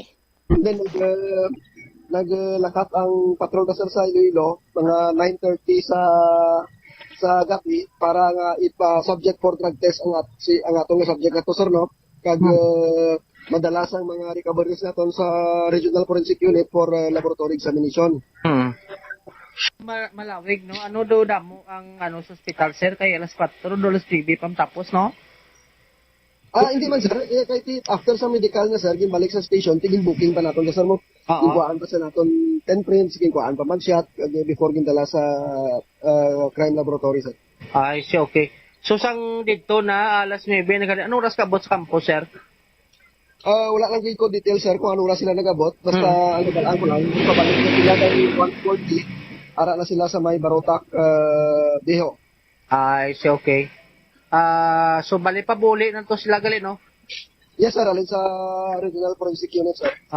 Ang driver, sir, ano nakadugay ni sa aton nga drive, sir? Ang driver natin, sir, no? Since na-assign sa diri sa may Batat 2018, sir, siya ang designated as official driver sang patrol naton. Kag sa previous unit, sir, sa Quezon City, driver pa niya dito sa Quezon City, sir.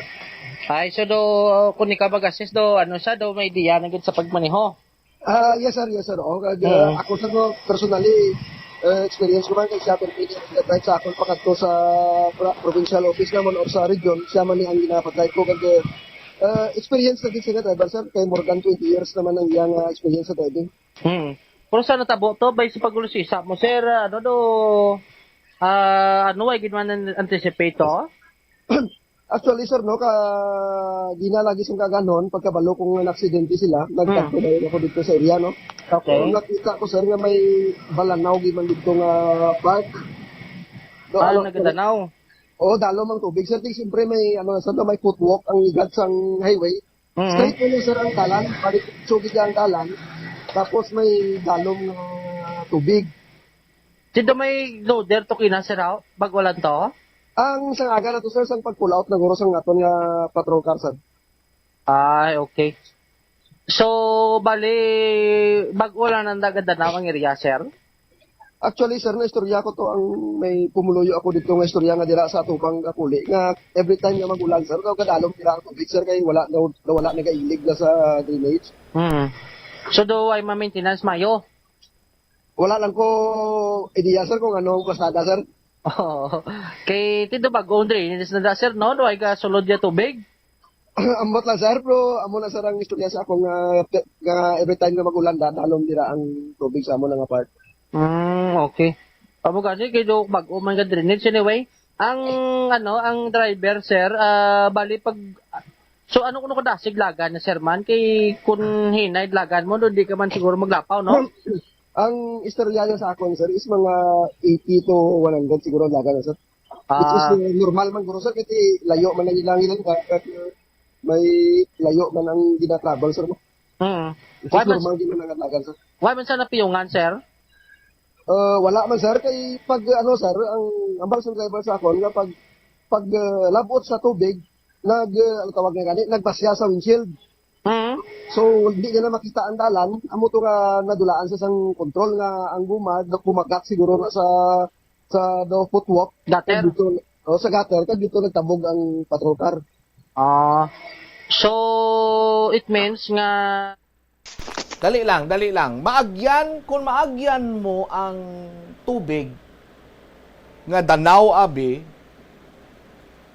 ang basya sang tubig, pagwae, paano nakalabot sa windshield? Tamo nang amo na kuno ang experience mismo si Captain Padilla, buman ako no ma-experience sa kun ga-drive sa kun maka-igo sa medyo dalom nga person sa amo na experience ni Captain Padilla kung mag-drive siya? Sa di niya na na-experience yan? Kay gusto ko man na ma-experience yan? Ati mo nang mismo driver amo na kunong explanation nga ti nagpati sa explanation sang driver ya nga kun agyan mo ang danaw nga tubi wala agsik pagwa kunti pasulod. Kun kay sa video ni do di na tama kadamo pero ang hindi na common sense lang gamiton ta Bombo Jomar. Danaw. Agyan mo ang danaw, dagan mo tsintasin, diin magsik ang tubig.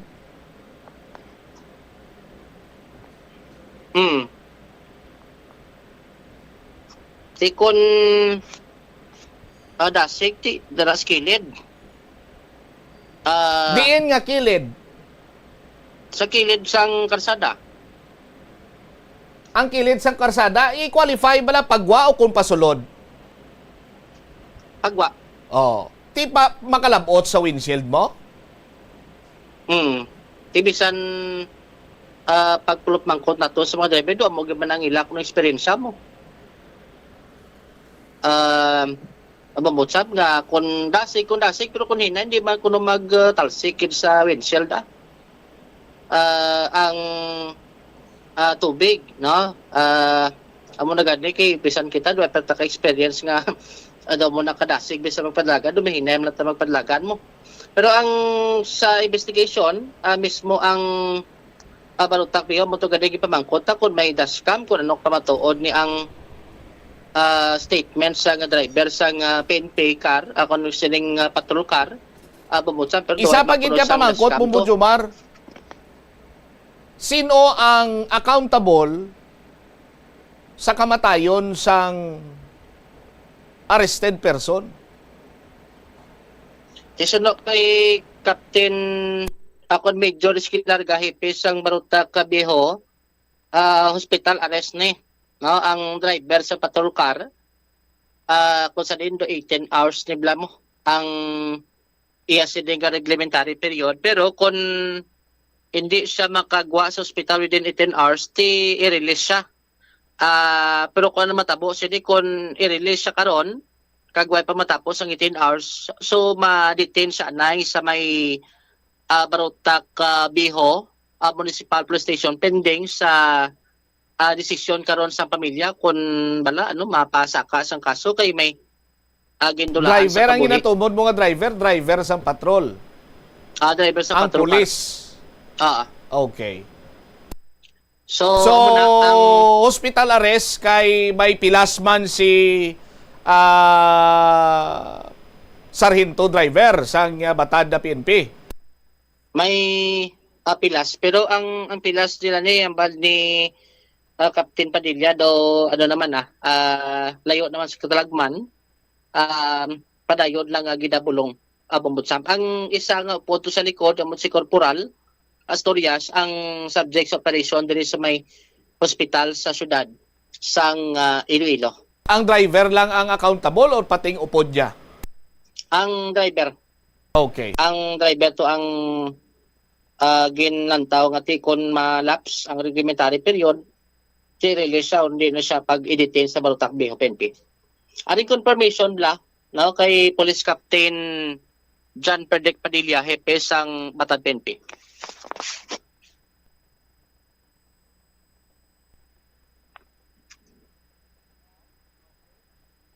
Bumbo Jomar?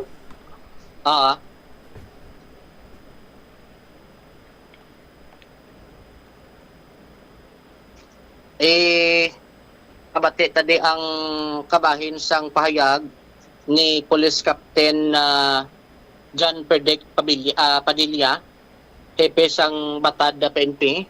Adri Karabumbusan kay ang patrol ari na siya si Captain Padilla. Then naglakap ang patrol na sa Iloilo mga 9:30 sa gabi para nga ipa-subject for drug test ang atong subject nato sir no kag madalas ang mga recoveries naton sa Regional Forensic Unit for laboratory examination. Malawig no ano do damo ang sa hospital sir kay alas 4 do alas 3 pam tapos no. Hindi man sir, kay after sa medical na sir, gimbalik sa station, tiging booking pa naton sir mo. Gikuhaan pa sa naton 10 prints, gikuhaan pa mag-shot before gindala sa crime laboratory sir. Ay, okay. So sang dito na alas 9 anong oras ka bot sa campus sir? Wala lang ko detail sir kung anong oras sila nagabot, basta ang ibalaan ko lang. Bumbo Jomar? Ang amutong continuation sang payag ni Captain Padilla Bumbutsam sa interview to sang Bombo Radio. So sa bahid karon sang Barutak Biho PNP man na tikayo naton maistorya initially si Captain, ako si Major Skirarga, galing ara pa siya sa conference para sa eleksyon sa IPPO. Medyo sako sa promotong relation no, sang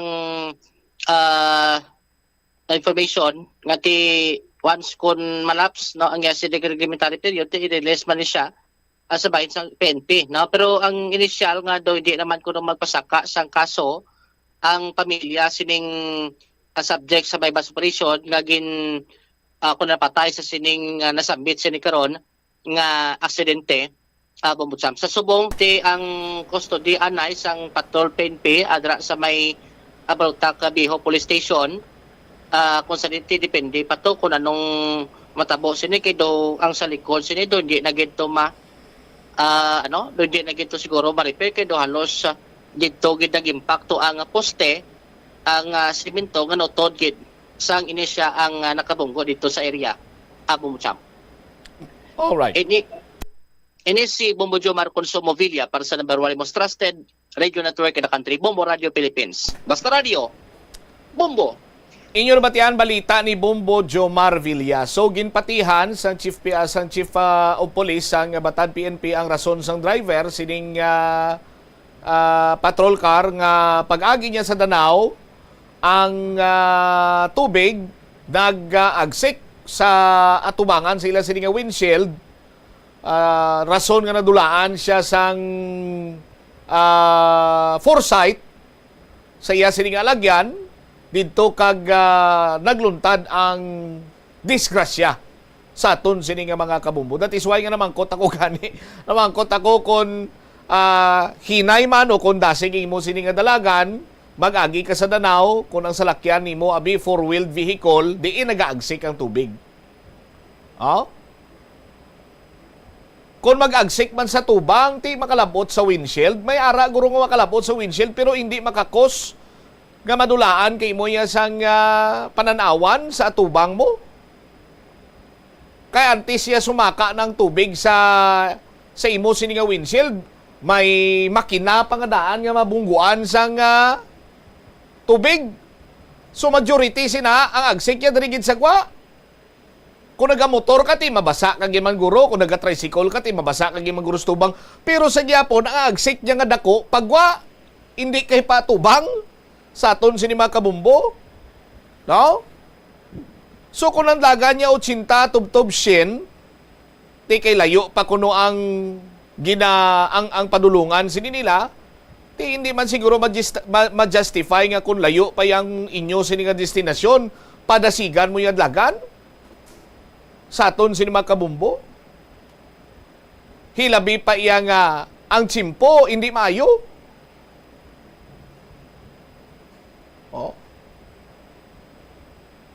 Ang driver gin hold or under hospital arrest kuno. Suno sa Barotac Viejo PNP kay nakaangkon man ini siya sang pilas but initial information duway man kuno iya sang plano nga magpasaka pa sang kaso ang pamilya sining arestado sa bypass operation nga napatay bangod nga nadisgrasya ang patrol car nga ila sining nga ginasakyan. Ang isa to ka pulis ti ipaydalo man sa operasyon subong man ngadlaw sa aton sining nga mga kabumbo. Amo na nga isa man sa mga ginapanugyan naton sa aton sini iyang kapulisan nga magpadalagan lamang sang eksakto sini iyang kadasigon sa mga salakyan. Hilabi pangadaan nga ti ang mga patrol cars gani.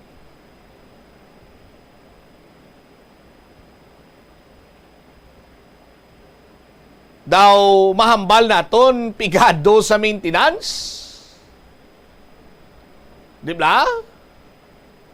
Magluwas lang sa mga bag-o nga patrol car, pero tining patrol car ni daw damol pa man gani guma niyaw. Do sanag pa man ni headlights siya, do hindi pa man buaw.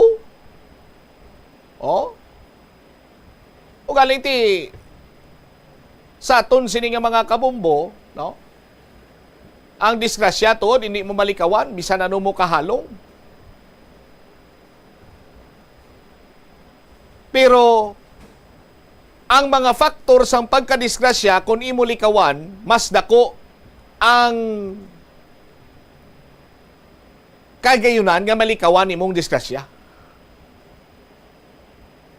Katulad na gid lamang abi sang paghinay sa pagmaneho, hilabi pa iyang mamunog ang ulan. Oh. Isa na ina. Kay kung nagahinay ikaw sa pagmaneho kag may maagyan ikaw nga hindi amo, ti mayara ka pa sang tsansa nga kung hindi mo man malikawan, kung maagyan mo man abi ang guba sa dalan or kung ano dira iya nga mga sahi isang nagapose ang danger, ti mamaniobra mo pang salakyan kag eventually malikawan mong disgrasya. Ti pero kung tama naging man kadasig sa imo sini nga pagpadalagan nga naglabot na sa punto nga reckless driving ng gwa niya, kag wala mo mantisipar, wala ka makaaprikatar nga may luhob or may danaw or whatsoever dira iya nga nagapos ang danger or hazard sa dalan, split seconds na nasa aton sini nga mga kabumbo.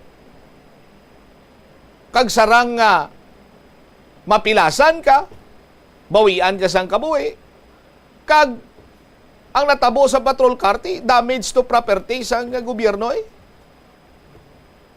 Oh, saton sini makabumbo. Ti makaluluoy man tuod ining mga kapulisan naton nga nagkalapilasan kay ti dugang ni nga libog sa ila pero mas kaluluoy to iya ang subject sa bypass operation nga gindala lamang ini siya para nga sa confirmatory test or drug test kiway na siya makabalik pas banwas ang batad hasta lang sa barutak ba biho dito na kag amunadto ang iya sini nga katapusan nga makita niya ang green nga hilamon, brown sini nga duta, kag ang mga kakahuyan sa iya sini nga palibot. Standby na kamo sa kapon lamang program kaupod sa kay Tita Regine. Iban yung mga balita kag impormasyon tugyanta sa iban sinmanu sa Public Affairs Program sa Bombo Radio Iloilo. Ini mo alaga ni mga Korman, Bombot Shama Blanco, gabilin sa imo sa mananay nga hapon. May God bless us all. Para sa the number one and most trusted radio network in the country, ang Bombo Radio Philippines, Basta Radio. Bombo!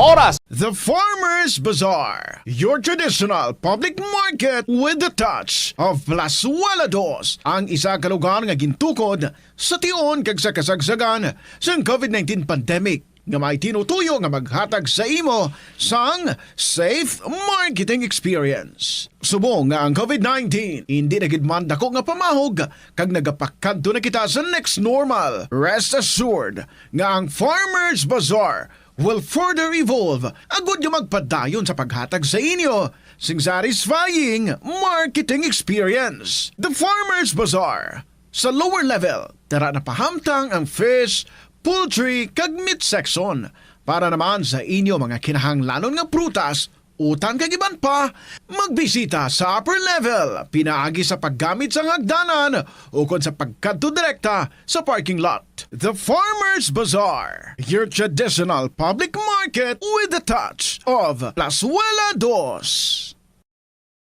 Plazuela de Iloilo Bill Board of Activities for April 27 to May 3, 2025. Ang Mayo 2 amo ang first Friday of the month. Ang 3 sa 12 ka mga promesa ni Jesus nga ginhambal pinaagi kay Sister Margaret Mary Alacoc para sa tanan nga mga devotees sang Sacred Heart of Jesus. I will bless the homes in which the image of my Sacred Heart shall be exposed and honored. I will give the priest the power to touch the most hardened hearts. Those who propagate this devotion shall have their names written in my heart, and it shall never be erased.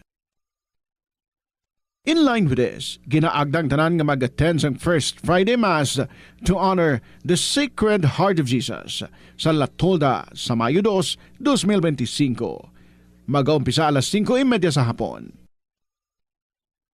Excitement is once again overwhelming the Binhi Band. Bangod sila ang natala nga maghatag sa inyo sa isa ka great musical show sa ining nga weekend sa concert at the plaza.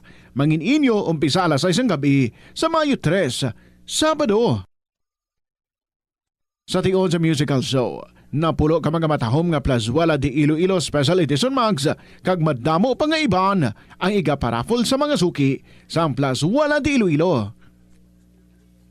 Sa Mayo 4, Domingo, ginaagdang tanan nga mangin kabahin sa Eucharistic Celebration nga pagkahiwaton sa Latolda sa among adlaw alas 11 sang aga.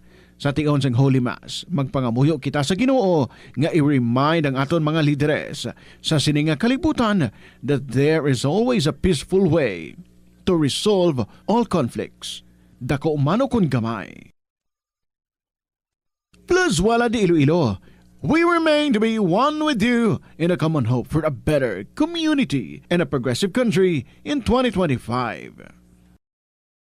Nagalibogid bala ang imo ulo kung manog tapos na ang bulan o kung basta due date mo na, nagapahanumdumgid ang financial experts nga dapat bayaran mo sa husto nga tion ang imo nga utang bangod maalam ini nga paagi sa paggastos ang imo kwarta kag may maayo pa nga mga benepisyo.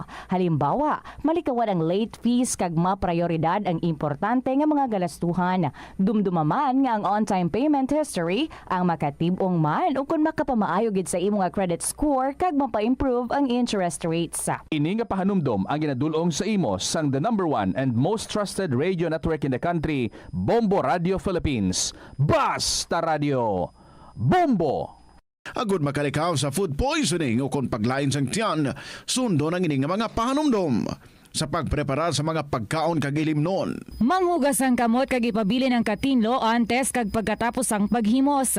Kung nagamasakit, likawan ang pagpreparar sang pagkaon para sa iban. Siguraduhon nga naluto sang husto ang pagkaon. Kung mahimo, kauno ng pagkaon samtang mainit pa. Siguraduhon ang katinlo sang pagkaon agud ang selebrasyon mangin mas malipayon. Ang simple nga paghusay sang buhok ang may pila ka maayo nga benepisyo sa lawas. Sunod kay Arthi Ragurama, founder sang Dega Organics nga nagaproduce ng handmade bath kag body products sa New Delhi, India. Ang mga tawo nga may dry hair, ang masami hindi mahilig nga maghusay sang buhok bangod sa kahangawa sang hair fall. Apang, ang masami nga paghusay sang buhok ang makabulig sa blood circulation sa aton nga scalp. Naga-nourish man ini sang hair roots, naga-promote sang growth, kay nagabulig man agod nga malikawan ang hair loss. Kung ikaw isa ka chess lover, yaring pila ka brain benefit sa paghampang sini. Kag kung wala ka nagahampang sini, umpisahin na. Sunod sa pagtuon ng paghampang sang chess, makabulig likaw sa Alzheimer's disease. Bangod ang utok nagatrabaho kaangay sang muscle, nagakinahanglan ini sang exercise agud mangin healthy kag malikawan ang injury. Magluwas diri ang paghampang sang chess ang nagapa-improve man sang concentration, memory, creativity, kag problem solving skills kag napamatud-an man nga nagapaalam. Sa eskwelahan, ang pag-practice ang good manners and right conduct ang makabulig sa paghimo sang positive, respectful environment para sa pagtuon. Nagapakita ini sang pagtahod hindi lang sa mga manunudlo kundi mangin sa imo mga classmate kag sa school community. Mag-abot sa eskwelahan on time. Ang pag-abot sang late sa klase kag sa aktibidad ang nagapakita sang kakulang sang respeto sa oras sang iban. Magpamati sa imo maestra o kun maestro samtang nagadiscuss ang lesson kag sundon sang maayo kun may yara sang instructions. Tawgon nga ma'am o kun sir ang imo teacher o kun staff. Kun may pamangkot, ibayaw ang kamot, agud mahatagan ikaw sang kahigayunan nga makasabat. Maggamit sang please, thank you kag excuse me kung nagaistorya sa imo classmate o kung sino man ang imo ginaatubang. Likawan ang pagpanunlog, pagbuli o kung pagpanginsulto. Mangin maayo kag may respeto sa isig kapareho. Mangin matinlo sa classroom kag school grounds. Ibutang sa basurahan ang basura kag indi pag-ihaboy sa bisan diin lang, ilabi na sa sulod sang classroom. Respetohon ang propiedad sang eskwelahan. Halungan ang mga libro kag supplies kag likawan ang mangguba sang paggabutang nga wala mo ginapanag-iyahan. Mangin focus sa pagtuon kag likawan ang pag-istoryahan na isang classmate samtang nagadiscuss ang imo maestra o kun maestro sang inyo nga lesson.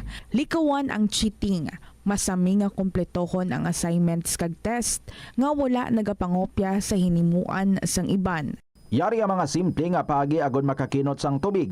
Magpamunyag lang sang tanom kon ginakinahanglan kag nagakadapat. Magtala na sang adlaw kag oras sang pagpamunyag sa mga tanom kag sundon ini. Bunyagan sa makaisa lang ang mga tanom sa sinang adlaw. Antes maglas 9 sa aga ang mas nagakabagay nga oras sa pagpamunyag agud nga mas makapanalupsop ini sa mga gamot kag mangin available sa bilog nga adlaw. Mas nanamian ba ikaw magtuon sa balay ipaanggid sa eskwelahan nga madamo ang tawo?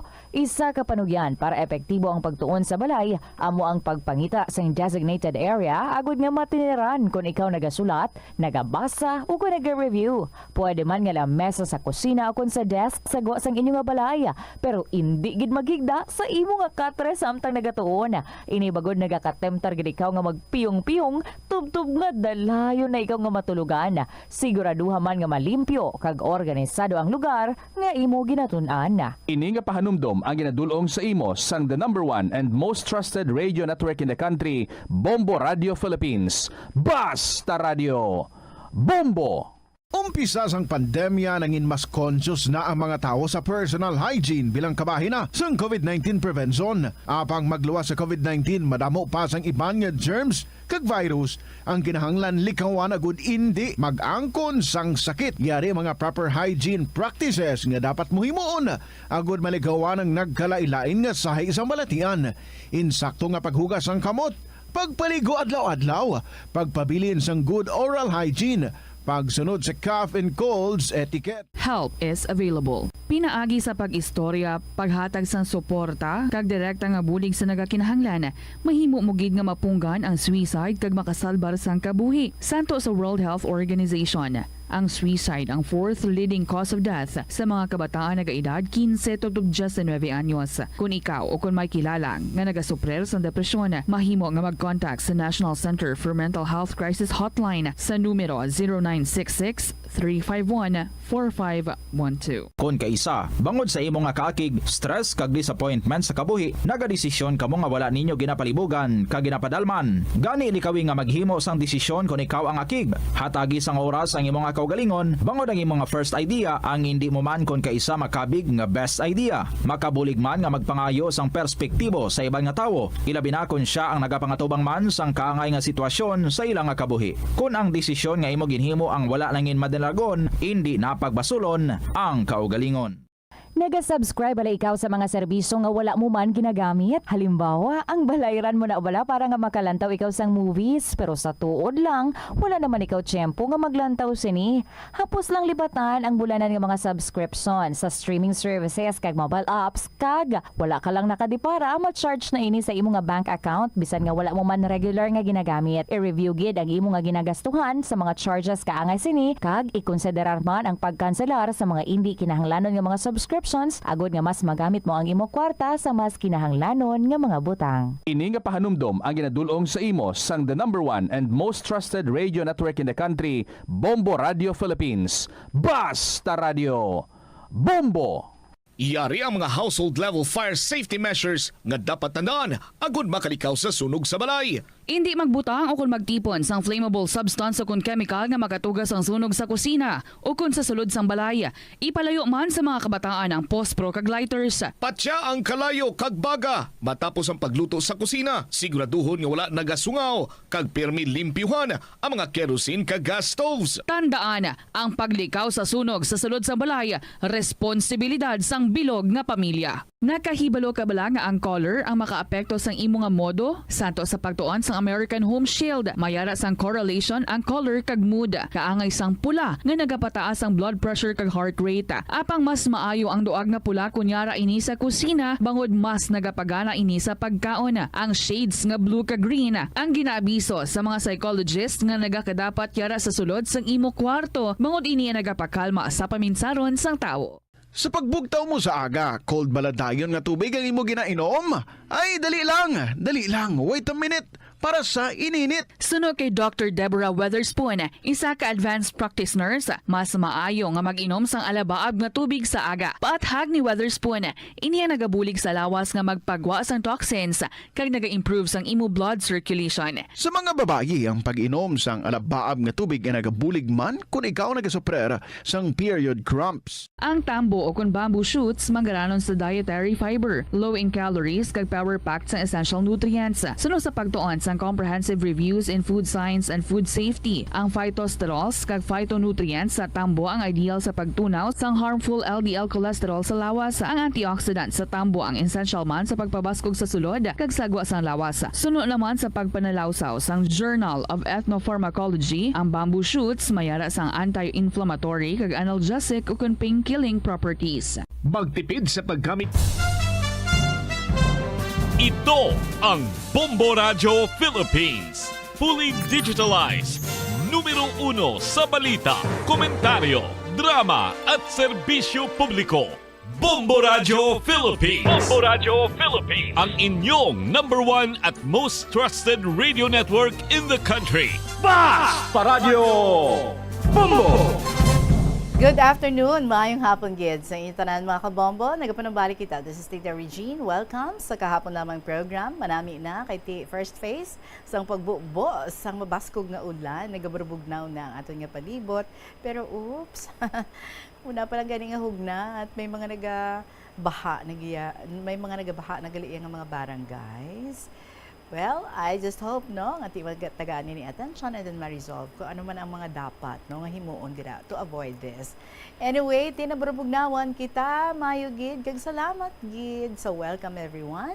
Diri sa kahapon lamang program on a beautiful Wednesday, and this is it, Pansit. It's the 30th of April, last day para sa bulan sa Abril. Hello Mayo na kita buwas. For today, a beautiful stories ang in-stored sa aton. Kaglapit na ang aton nga election day. Check naton. How many days to go? 12 days to go before election day. Getting exciting. And getting exciting man kita also diri sa kahapon lamang program. Time to enjoy ang mga stories, to get inspirations, mga palahinandigan sa aton nga pagpangabuhi, and also tips and inspirations. So ari na aton nga ambahanon para sa inyo tanan. This is from Adrian Vicencio. Kiss broken hearts goodbye. This is Tita Regine. Welcome sa KLP.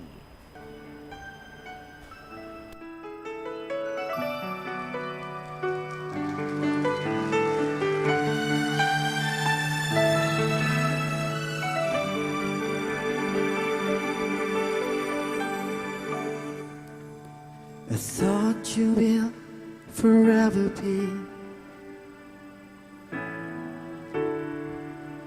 the brightest star for me. And I promise I will stay in love with you till the end. Times change to turn dreams, falling apart, gone somewhere.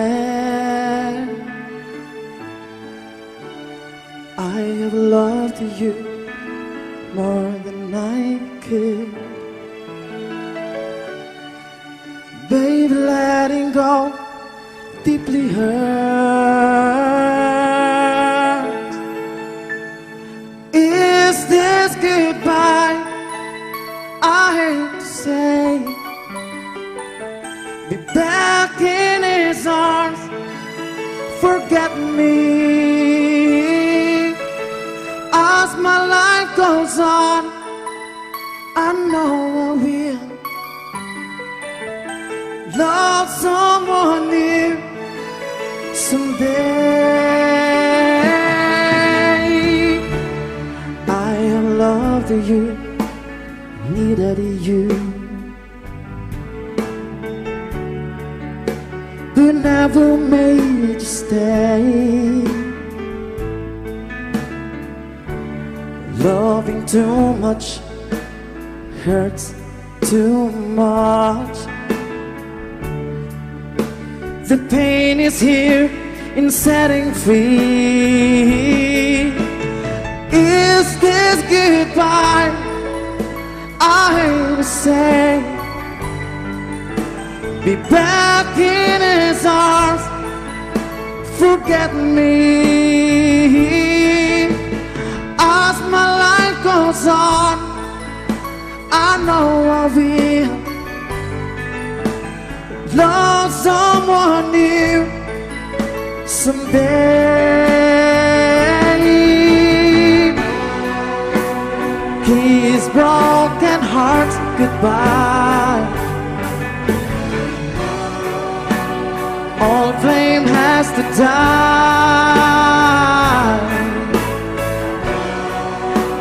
No more tears to cry. Never cry. Just kiss broken hearts goodbye. Goodbye. Is this goodbye? I hate to say. Be back in his arms. Forget me. As my life goes on, I know I will love someone new someday.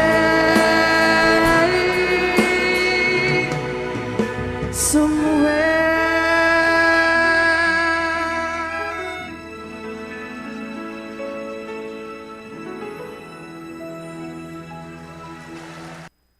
Kiss broken hearts, goodbye. Yes, kiss na goodbye. Para makasay hello kita sa new love that is coming or maybe ara na or sometimes basi on the way pa lang. Anyway, welcome again diri sa kahapon lamang program alas 2:21 ang ato nga oras. Mayo kay nagburubugnaw na no, ti makabira-bira takadlaw ni. Sa sulat ni Rico sa 2nd District, may ari siyang i-share sa aton. Dear Tita Regine.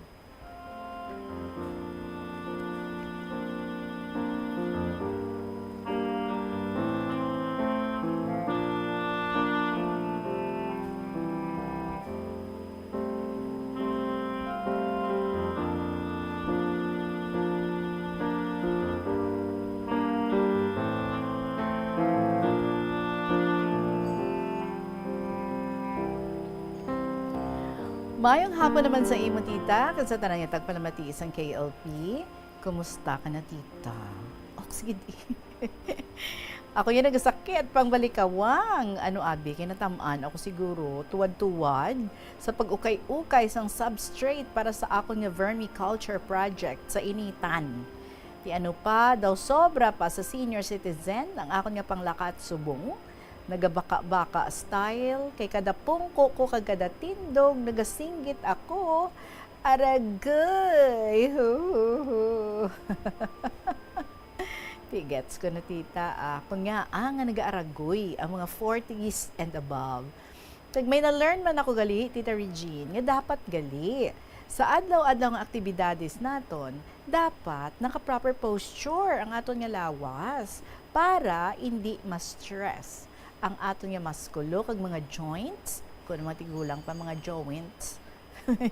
Kag dapat warm up gid. Ilabi na kung mabugat nga ulubrahon ang ato nga pagabuhaton para hindi magulpihan ang ato nga labing bilidhon nga lawas. Grabe nga term, labing bilidhon. Pero anyway, tita, nagbugtaw ako sa bunga adlaw with a smile. Kaya may nag-text sa akon, nga na-miss niya na ko nung akon kwan. Pero wala ako load pang reply. Anong na-miss niya, Rick? That's why, naisipan ko naman nga magsulat. Kag subong nga hapon, kitaluyag ko naman mag-update sa mga ganap ko sa live. Today nga Tuesday, this is yesterday, April 29, mapaupod sa akon ang kilala ko nga senior citizen diri sa 2nd District. Kay mabakal siya kuno keypad nga cellphone sa dako nga mall dira sa may Mandurriao. Sa pag-abot namon didto, malapit na mag alas 10, gamay na lang kembot sang orasan, ma-open na ang mall. So nag-open ang tita, May nakita ako nga bulag or blind or visually impaired brother nga nagpanaog sa bus. Tita may bit-bit baston, siguro mga 27 years old ang edad, kag medyo chubby. Nagapatukad siya sa steppings nga siya lang isa.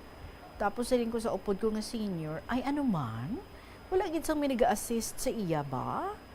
Siguro tita, may obra siya dito sa mall. Kaysa panulukan ko, naka-uniform siya. O galing tita, wala gid sang may nagaagubay sa iya. Kagamo ini nga mga talan-awon tita, nga hindi pwede. Nga wala ako sang himuon. Because it's very moving, kag makabagbag damdamin for me. That's why, ginambalan ko si senior citizen, siling ko, diri ka lang anay pungko. Pre ha, kay agubayon ko to anay siya ho. Nagdali-dali ako tita, kadto sa iya, kay basi bala, makasandad siya, kag mahulog sa mga halintang. Kay daw 3 nga daan na dira ka sulit-sulit, ang mga halintang sang steppings, bag-o makasulod sa entrance sang mall. So, ginatod ko na lang siya, tita, hasta sa 3rd floor. Sa iya ginaobrahan nga massage parlor. Kag nagpag-guide na lang kami dayon sa gwardya. Samtang nga nagalakat kami, tita, ginauyatan ko iya hawak kag abaga para kung magliso-liso kami, ma-determine niya dayon kung ano nga direction. Kag challenging man dayon ang pagsaka namon sa escalator, tita. Gina-instructionan ko lang siya when to step. Kag kung malapit na kami sa babaw, nag-accounting ako like 4, 3, 2, 1, go! Para balaan niya, tita. Tas pag abot na namon dito sa workplace niya, nagpasalamat siya sa akon. Do ka feeling fulfilled lang sa akon part. Sa pagbulig sa aton kauturan, especially ang mga PWDs. So after sa to, tita, nakahambal ako sa self ko nga humanity restored. Pero anyway, tita, may experiences pagali ako during college days. Nga pilit, nga nagapanagilot sa akong kaisipan, nga daw buhi sa akong palanumduman, kag hindi gid malipatan. So, 4th year college na kami, tita. May subject kami sa to nga agricultural extension, kag parte ani sa mga extension works para sa benepisyo sa mga mangunguma. Kag ang una namon nga extension project is sa barangay. Bahi. Okay. Sa Leon, Iloilo. Sang didto na ang amon nga groupmates, tita. Nagpatawag kami sang gamay lang nga grupo sang farmers. So mga anom lang kabilog, kay iban busy na sa ilatag sa kauma. Bale, duhaan ni tudlo namon nga cost-effective technology.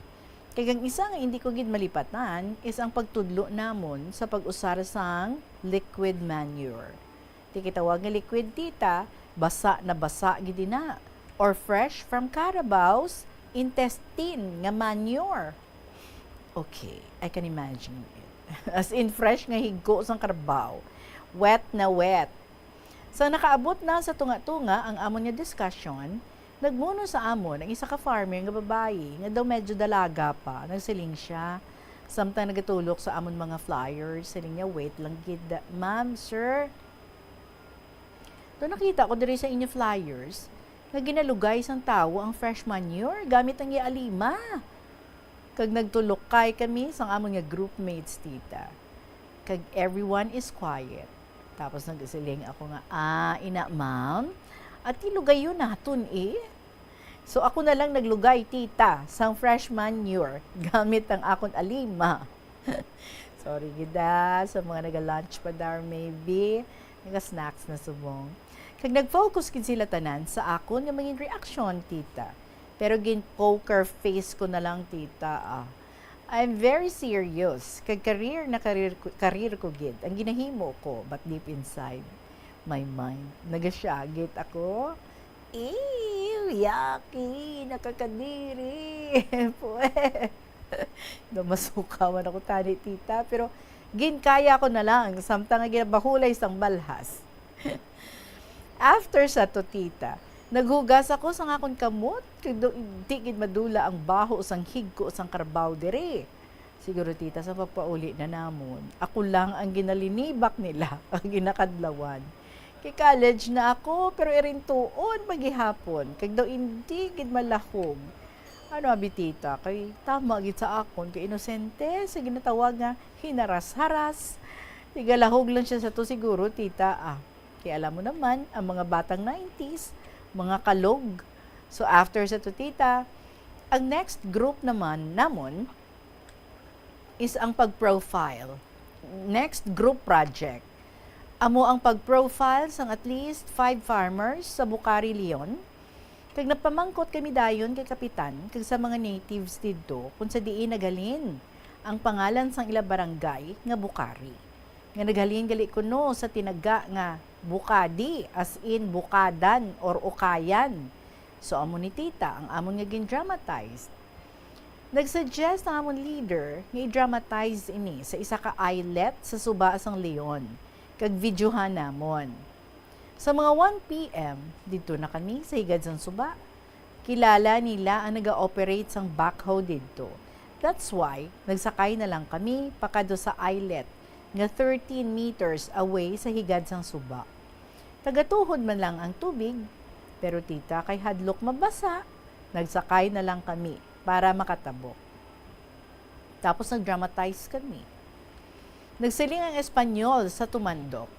Kay este lugar, tas nagsiling ang tumandok sa upod niya. Ha? Ano kuno hambal na? Tas nagsiling ang upod niya, basi mangayo tana kang atong dara nga turol anon or turulan on? Bukadii. Tas nagsiling ang Espanyol, bukadi. So sa pagligan sa panahon, ang tinaga nga nabatian sang Espanyol sa tumandok nga Bukadi nangin Bucari. The end. Sa mga 4:30 p.m. na tita, natapos na namon ang shooting sang amon drama. Ugaling, nag-uom-guom na ang kalangitan. Tapos ang suba naglubog, nagtaas, kag nagbaskog ang current sini. So, nagpinamangkutanay kami nga anom kung ano ang amon himuon para makatabok. Kay wala na didto ang backhoe, kag wala man tawo sa higad sang suba nga pwede ngayuan bulig. Ang mga girls nga mga upod ko tita, doon nakurdam na. That's why, gintestingan ko anay nga magtabok isahanon.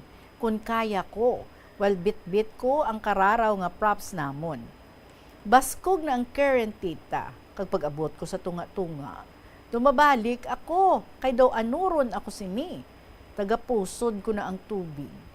Ginhawa lang sang akon mga tiil, pangapyot sa mga kabatuhan sa idalom. Kagang ginayuyatan ko nga kararaw, tita, nakatandog sang gulpi sa tubig. Ay, abaw, gamayan lang maanod ang hinuraman nga kararaw. Kagamyan lang ako magsunod sa sini. Mayad lang gani, tita, kay baskog ang pangamuyo ko. Nga hindi lang tani ako maanod, kay daw cheese stick lang daan ang akon panglawason. So nakalampuwas na ako sa tunga-tunga, tita. Nagamat-amat na nabaw, that's why ginbalikan ko ang mga girls. Sa malapit na sila sa tunga-tunga sang suba, nagsinggit ako. Sila nga 5, sige, sa ila, no? Sa ila nga 5, sige, pwede na kamo katabok. Kapitanay lang kamutanan sa inyo kamot, kag don't panic, ha? So, gindawit ko sila, tita, sang amat-amat. Ang pinakaulihi, nagpanik. Nagsinggit siya, ay, nanay ko, OMG, hu. Kung nag-cry siya, tita, kay nakulbaan. So, nakalampuwas na kami tanan. Tita, nakahambal man ang leader namon, sang makahang-kahang, kajigid bala na sa mga lalaki, dira sa unhan, ho? Kita niyo gid lang nga amo na ni kimtangan ta, wala gid niya kita gibuligan. Oo, tita, may mga sutero gali dito sa unhan, galantaw-lantaw lang sa amon. Samtang gakapot cellphone, samtang gasiling, abaw, katunto gid bala sa ila, tita, do mga wala sa mga buot. Kadako pa man tani sang ila mga lawas, pero do kagamay sang ila mga it. Balaan ginila nga sarakluluhan ng mga chicks nga upod ko. Ay, gin sila nagsaklolo. Nagtanga-tanga lang yan sila nga doon nagalantaw lang sa makahalanguyos nga pelikula. That's why, tita, every time nga may makita ako nga video sa FB, nga may na-trap kuno sa suba, or even ang nag-viral sadto, nga na-trap sa idalong taytay, gayuhom-yuhom gid ako. kay nadumduman ko naman amon experience. Sa amo nga mga hitabo, nagakaigo lang nga magtawagin sang emergency responders para ma-save kita securely ang property. Pero sa amon nga case, tita, wala kami katawag. Kaya nagtalang-talang na ang amon nga kaisipan sa kakulba. Pero, hasta na lang diri anay tita, kung nga istorya, nga may simbog gamay nga tinikal. Charot. Salamat gid sa pagbasa. Tita, long live KLP. Rico, sa 2nd District.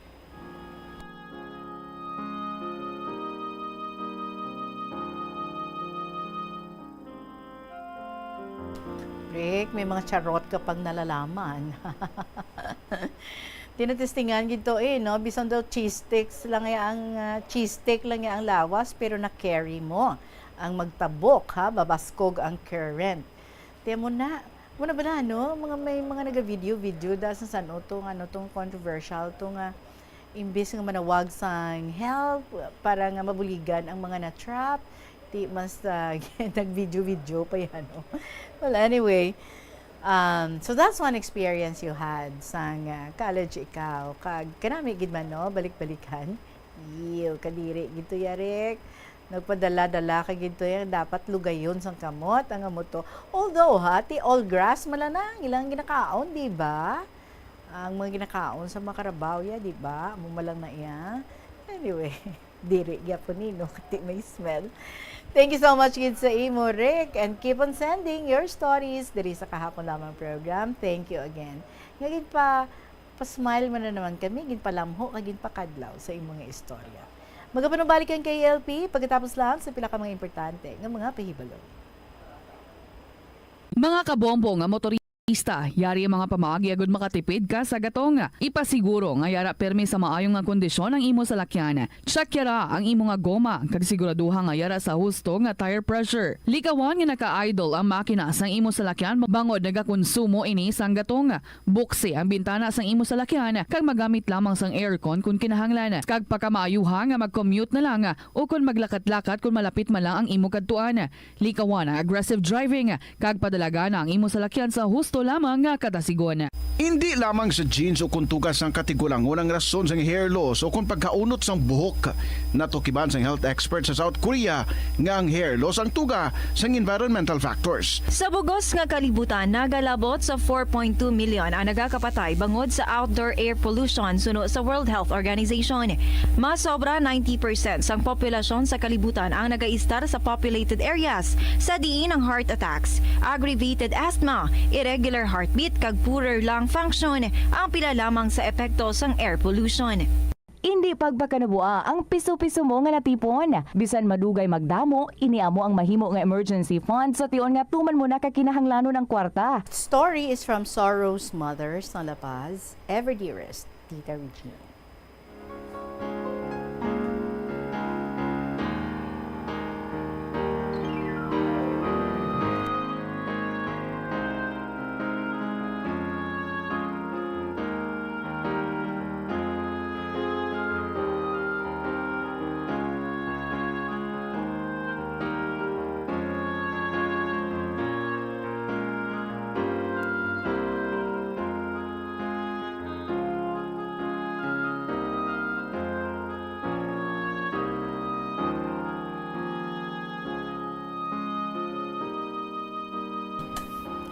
Good afternoon to all staff and listeners of Bombo Radio, especially to you, my beloved Tita Regine, ang Kahapon Lamang program host nga naghahatag gid lots of inspirations sa mga tao when they have problems encountered in life sa sininga kalibutan. Thank you very much, Tita Regine, for helping us and giving more beautiful advices sa kada sulat nga imo mabasa. Madamo ang nalipay kag mamati sa sini nga programa, ilibinagid sa imo nga voice nga nagaalingaw-ngaw kada pag-abot sa oras nga 2:00 sa hapon. Una sa tanan, tita, nagapangayo gid ako patawad sa aton mahal nga Dios nga Amay, sa Dios nga Anak, kag sa kay Mama Mary. Sa akon mga ginapanghambal sang oras nga yara ako sa kalisod. Si Lord na bahala magpatawad sa akon. Jutay pa ako, tita, ginatudloan na ako sang akon iloy mga muyo. Mag-rosary ado-adlaw, magbasa Bible, para mabalaan ko ang kabuhi isang aton Ginoo, para mapasa ko man sa iba. Natawo ako nga may sablag sa lawas, pero ginabaton ko gidina kung ano man ang ginahatag ni Lord sa akon. Happy gid ko, Tita Reg, kay ginatagan niya ako talento, katulad sa pagpanahi, manicure, haircut. Ginpasalamatan ko gid si Lord Jesus sa tanan nga blessing sa ginahatag niya sa akon. Tita, simple man lang ang pangarap namon sang bana ko. Mga buhi sa matarong, kaghatagan kami ni Lord sa mga anak, maayo nga lawas, kag malawig nga kabuhi. Makaupod ang amon mga anak kag apo sa amon pagtanda. Natani, parehos kay tatay, namatay, 96 years old, kag si nanay, 84 years old. Complete and successful life. Tawag ako, Tita Reg, kay Sorrow's mother sang La Paz, Iloilo. Nagaumpisa pa lang ako sulat, nagatulo na ang luha ko, tita. Pero gusto ko gid sulat ang kasaysayan sang akong pinalangga nga bana para mabatian sang bug-os nga kalibutan. Ang pandemic, mawala man totally, pero natanom na sa aton tagipusoon. Sa akon gid tagipusoon, ang ginlapta niya nga halit. Tungod sini, madamo nga tawo ang nidulaan sa mga ginapalangga sa kabuhi. Kag isa ako sa ila, Tita Reg. Halos pa lang, tita, daw hindi ko masarangan sulaton. Sobrang hapdi, sobrang sakit ang ako nabatyagan. Pero gusto ko, advice mo ako para makuha ang akon mga ginapanungdom, kasubo, kag stress.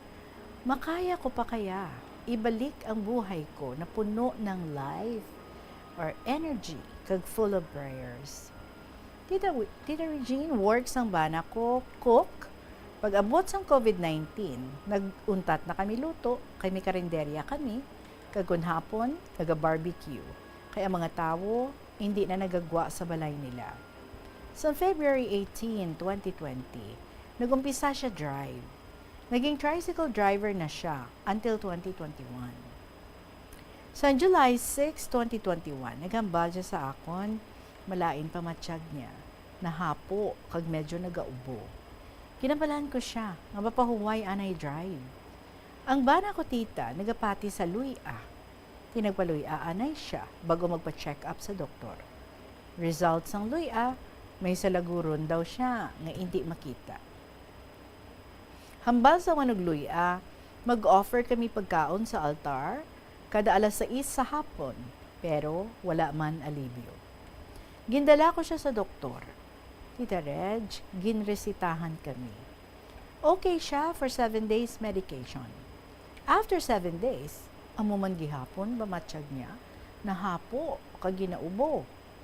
July 19, 2021, ginbalik ko siya kay doktora. Ginhatagan kami request for x-ray and ECG. Tita Reg, dako heart niya, kag may pneumonia siya. Gintagaan naman siya for 2 weeks nga bulong. Habal ni Doc, kung sige pa hapo niya kag ubo, after 2 weeks, ipa-admit na siya sa hospital. Naghatag ulit si doktora request for second laboratory before i-admit. Nangayo ako bulig sa mga utod niya, Tita Reg, kaya ang ginainom niya nga bulong kada adlaw, 8 kabilog, 900 pesos a day. Salamat naman, nagpadala sila kwarta. Kaging kaduan gid siya sa iya nga utod para makita kag mabalaan ang sitwasyon niya. Hambal sang bayaw ko tagon ta lang kay R. Tita, pagkita niya sitwasyon sang bana ko, hambal niya nung uli ka sa uma. Kung diri ka lang sa balay ninyo, mapatay ka diri. Balay namon, Tita Reg, kamalig lang, damo pa ni malay sa palibot, wala hangin. Pagkabati sang bana ko, excited siya mauli sa uma. Gitagaan kami 1K sa bayaw ko para pamasahe. Haba ko sa bana ko, tapuson taanay ang second laboratory mo para mabalaan naton kung ipa-admit ka o hindi. Pero hambal sang bayaw ko, dito na lang siya mapalaboratory sa province. Malapit ang hospital dito. 4 days na lang tani bago siya mag-second laboratory, pero hindi gid makahulat. Pagkaaga, Tita Reg, July 29, 2021, Friday. Naguli kami sa uma. Lockdown pa ang mga lugar nga among ginaagyan. Pero salamat naman kay hindi Manila kami ginharangan. Pagabot namon sa uma, Tita Reg, nahidlaw gid ba nako sa mga utod niya. Tanan sila nga mga utod niya, pati siya, nagapatigid sa mga manugluya. Ginpaluyahan naman siya, kag ang resulta, ginhiwitan kuno siya. Nag-concentrate kami sa hiwit, kay amo ina ang hambal sa manugluya.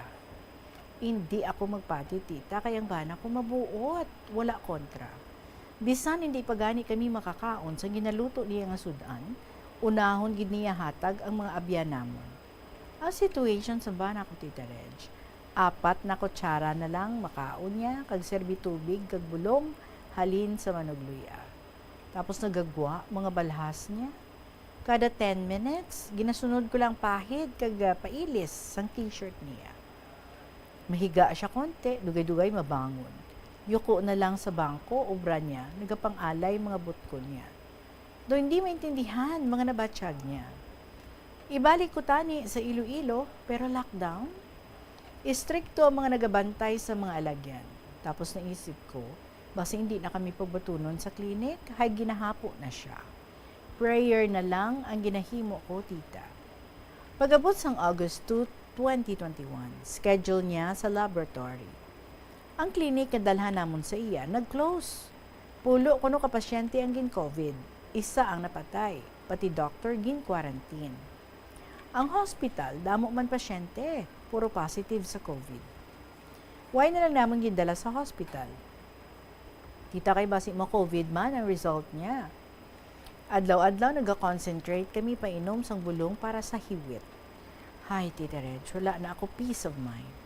Aga kagabi, pahid lang lana sa likod niya, basa ang bugos niya nga lawas, wala untat gwa sang iya balhas adlaw, hasta magabi. Wala siya tulog, kag sobra nga naluoy na gid ako sa iya, tita. Hinali lang. Nagsinggit siya, tita, bang niya sa akon, day! Doon ginalaga ako sa mainit nga tubig. Sobra gid kainit ang akon nga nabatyagan. Panyusan ko naman siya lana, dugay-dugay masinggit naman siya, sobrang lamig. Doon ginasulod naman siya kuno sa freezer. Kaya bulan ko naman na tita, doble, 3 pieces nga habol, bugos niya nga lawas. Pailis t-shirt, painom bulong, halin sa manugluya, obra ko sa iya, tita. Kung magaganhagan pamatsyag niya, nagapangadi kami nga duha adlaw-adlaw. Hinali naman siya nagsinggit, hambal sa bana ko, Diyos ko, paayuha man ako. Wala man ako nahimo nga sala sa akon isig katawo. Sino ang naghiwit sa akon? Way man ako naghimo sang malain. Ginapakaon ko man ang pamilya ko sang akon pinabalasan. Nagahibi siya, tita, pati ako naganguingoy. Pinamangkot ko siya kung anong pamatsyag niya, kag kung ano masakit sa lawas niya. Hambal ko pa, masakit ba heart mo? Masakit ba likod mo? Sabat niya, hindi. Masakit lang surok-surok ko, kag nainitan, nga nalamigan ako. Tita Regine, di ko nang mabalaan kung anong himuon ko. Urong sulong kami kadto sa hospital. Kaya ang balay sang utod niya, compound. Damo gid maumid kung mag-positive siya sa COVID. Hindi na ako makaagwanta magtulog sa iya. Ginabalan ko ang mga bayaw ko, nadalo na siya sa hospital. 28 days nga antos sang bana ko. Pati ako, tita, wala man tulog. 20 minutes lang tulog ko, hindi ko gusto tulugan ang bana ko, kay puno permi balhas lawas niya. Kapoy, kag tuyo na ang bana ko. Wala man untad pangamuyo ko kay Lord, nga taga niya kabakod, kag resistensya, kag paayuhon niya ang bana ko. 10 minutes before 3 o'clock, padayon naton ang pagbasa diri sa sulat sa aton. Pagkatapos lang gid, sa pila ka mga importante nga mga pahibalo. Ano bala ang dapat tandaan sa tion nga magbiyahe agod mangin hassle-free ang bakasyon? Yari ang pila ka mga tips. Una, i-check ang health kag travel alert sa napili nga mga lugar. Ikadua, magpili isang safe nga accommodation. Mag-research ka magbasa sa mga reviews sa napili nga lugar antes mag-book. Ikatatlo, siguraduhon nga may nagagana nga mobile phone. Ang tanan nga mga upod agod mangin mahapos ang komunikasyon sa tion nga madula o kung kinahanglan nga magbulagay sa dalan. Be prepared in case of emergencies. Siguraduhon nga may backup nga emergency plan nga may medical reimbursement sa tion nga may maospital bangod sa aksidente. Ini nga pahanumdom ang ginadulong sa imo sang the #1 and most trusted radio network in the country, Bombo Radio Philippines. Basta Radio Bombo! Kung nagakaon, ginapraktis mo man ayhan ang good manners and right conduct. Ini amo ang paghimo sang good etiquette kag mangin matinahuron sa mga tawo nga kaupod sa pagkaon. Pila sa mga kinahanglan himuon kada tion sa pagkaon amo ang masunod. Maghugas ang kamot. Masami hugasan ang kamot antes magkaon agud mapabilin nga matinlo. Magpungko sang maayo. Sit up straight. Bangod ini ang senyales sang respeto kag good posture. Hulatuhan ang iban antes magkaon. Maghulat sa iban nga kaupod sa lamesa antes magumpisa sa pagkaon. Ini ang nagapakita nga mayara ikaw sang konsiderasyon sa iban nga tawo. Insakto nga paggamit sa mga gamit sa pagkaon. Magamit sang insakto nga mga gamit sa pagkaon, butangan sang serving spoon ang kada pagkaon kag likawan ang paggahod samtang nagakaon. Mag-usap sang pagkaon nga wala nagahuni. Ini amo ang basic rule sang good table manners. Likawan ang pagwakal o kung pag-istorya samtang may pagkaon ang bibig. Hindi Kagbalik makita sa sulat nga ginabasa naton diri ni Sorrow's Mother. August 25, 2021, Tita Regine, gindala na ang bana ko sa hospital. Ginpailisan ko siya tita, kay nagahulat na ang salakyan. Nagtindog na siya kag maghambal sa akon, day maupod ka sa akon sa hospital. Hambal ko hindi, si Arlang, pali ang bayaw ko tita. Masunod lang ako kung nakaplastar ka na kag makuhaan swab test.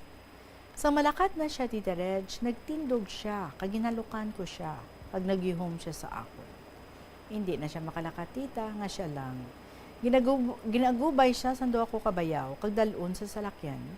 Pagabot nila sa hospital, gindextro siya, gintakdan oxygen. Sang 3 p.m. na, gin-swab test siya kag gin-laboratory, kag gintagaan siya bulong.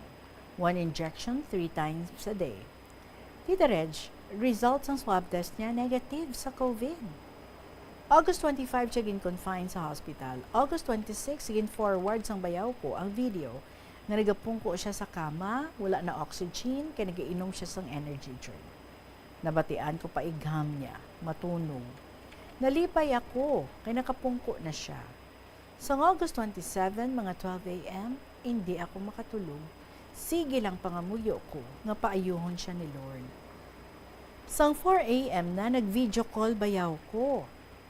Refer ko no ba na ako sa Iloilo, kaya nabudlayan na siya maginhawa para takdan incubator kay kulang gamit ang hospital. Pero hambal sang doktor, kung dalon siya sa Iloilo, puno ang mga hospitals. Tapos, basig sa alagyan pa lang, mamatay na siya.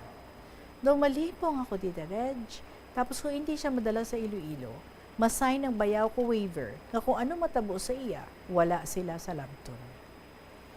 Tita, sige na lang hibi kag pangamuyo ko, nga luwason ni Lord ang bana ko.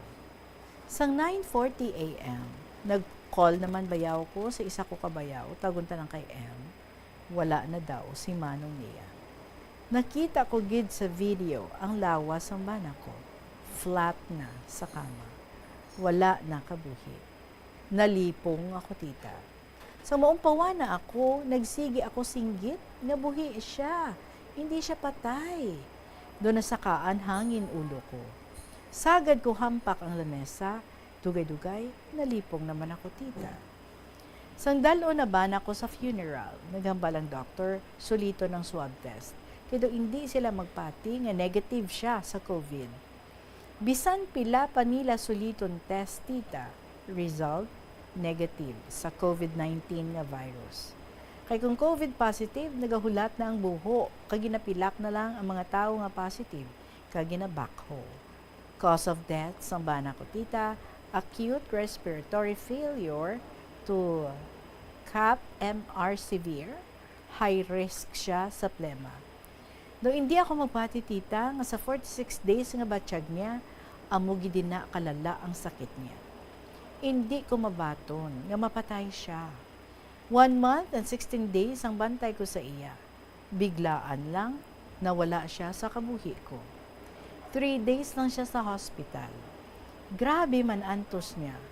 bago man lang madala sa hospital. Tapos, wala man lang COVID, naglala na lang siya bago man lang madesisyonan nga dalon sa hospital.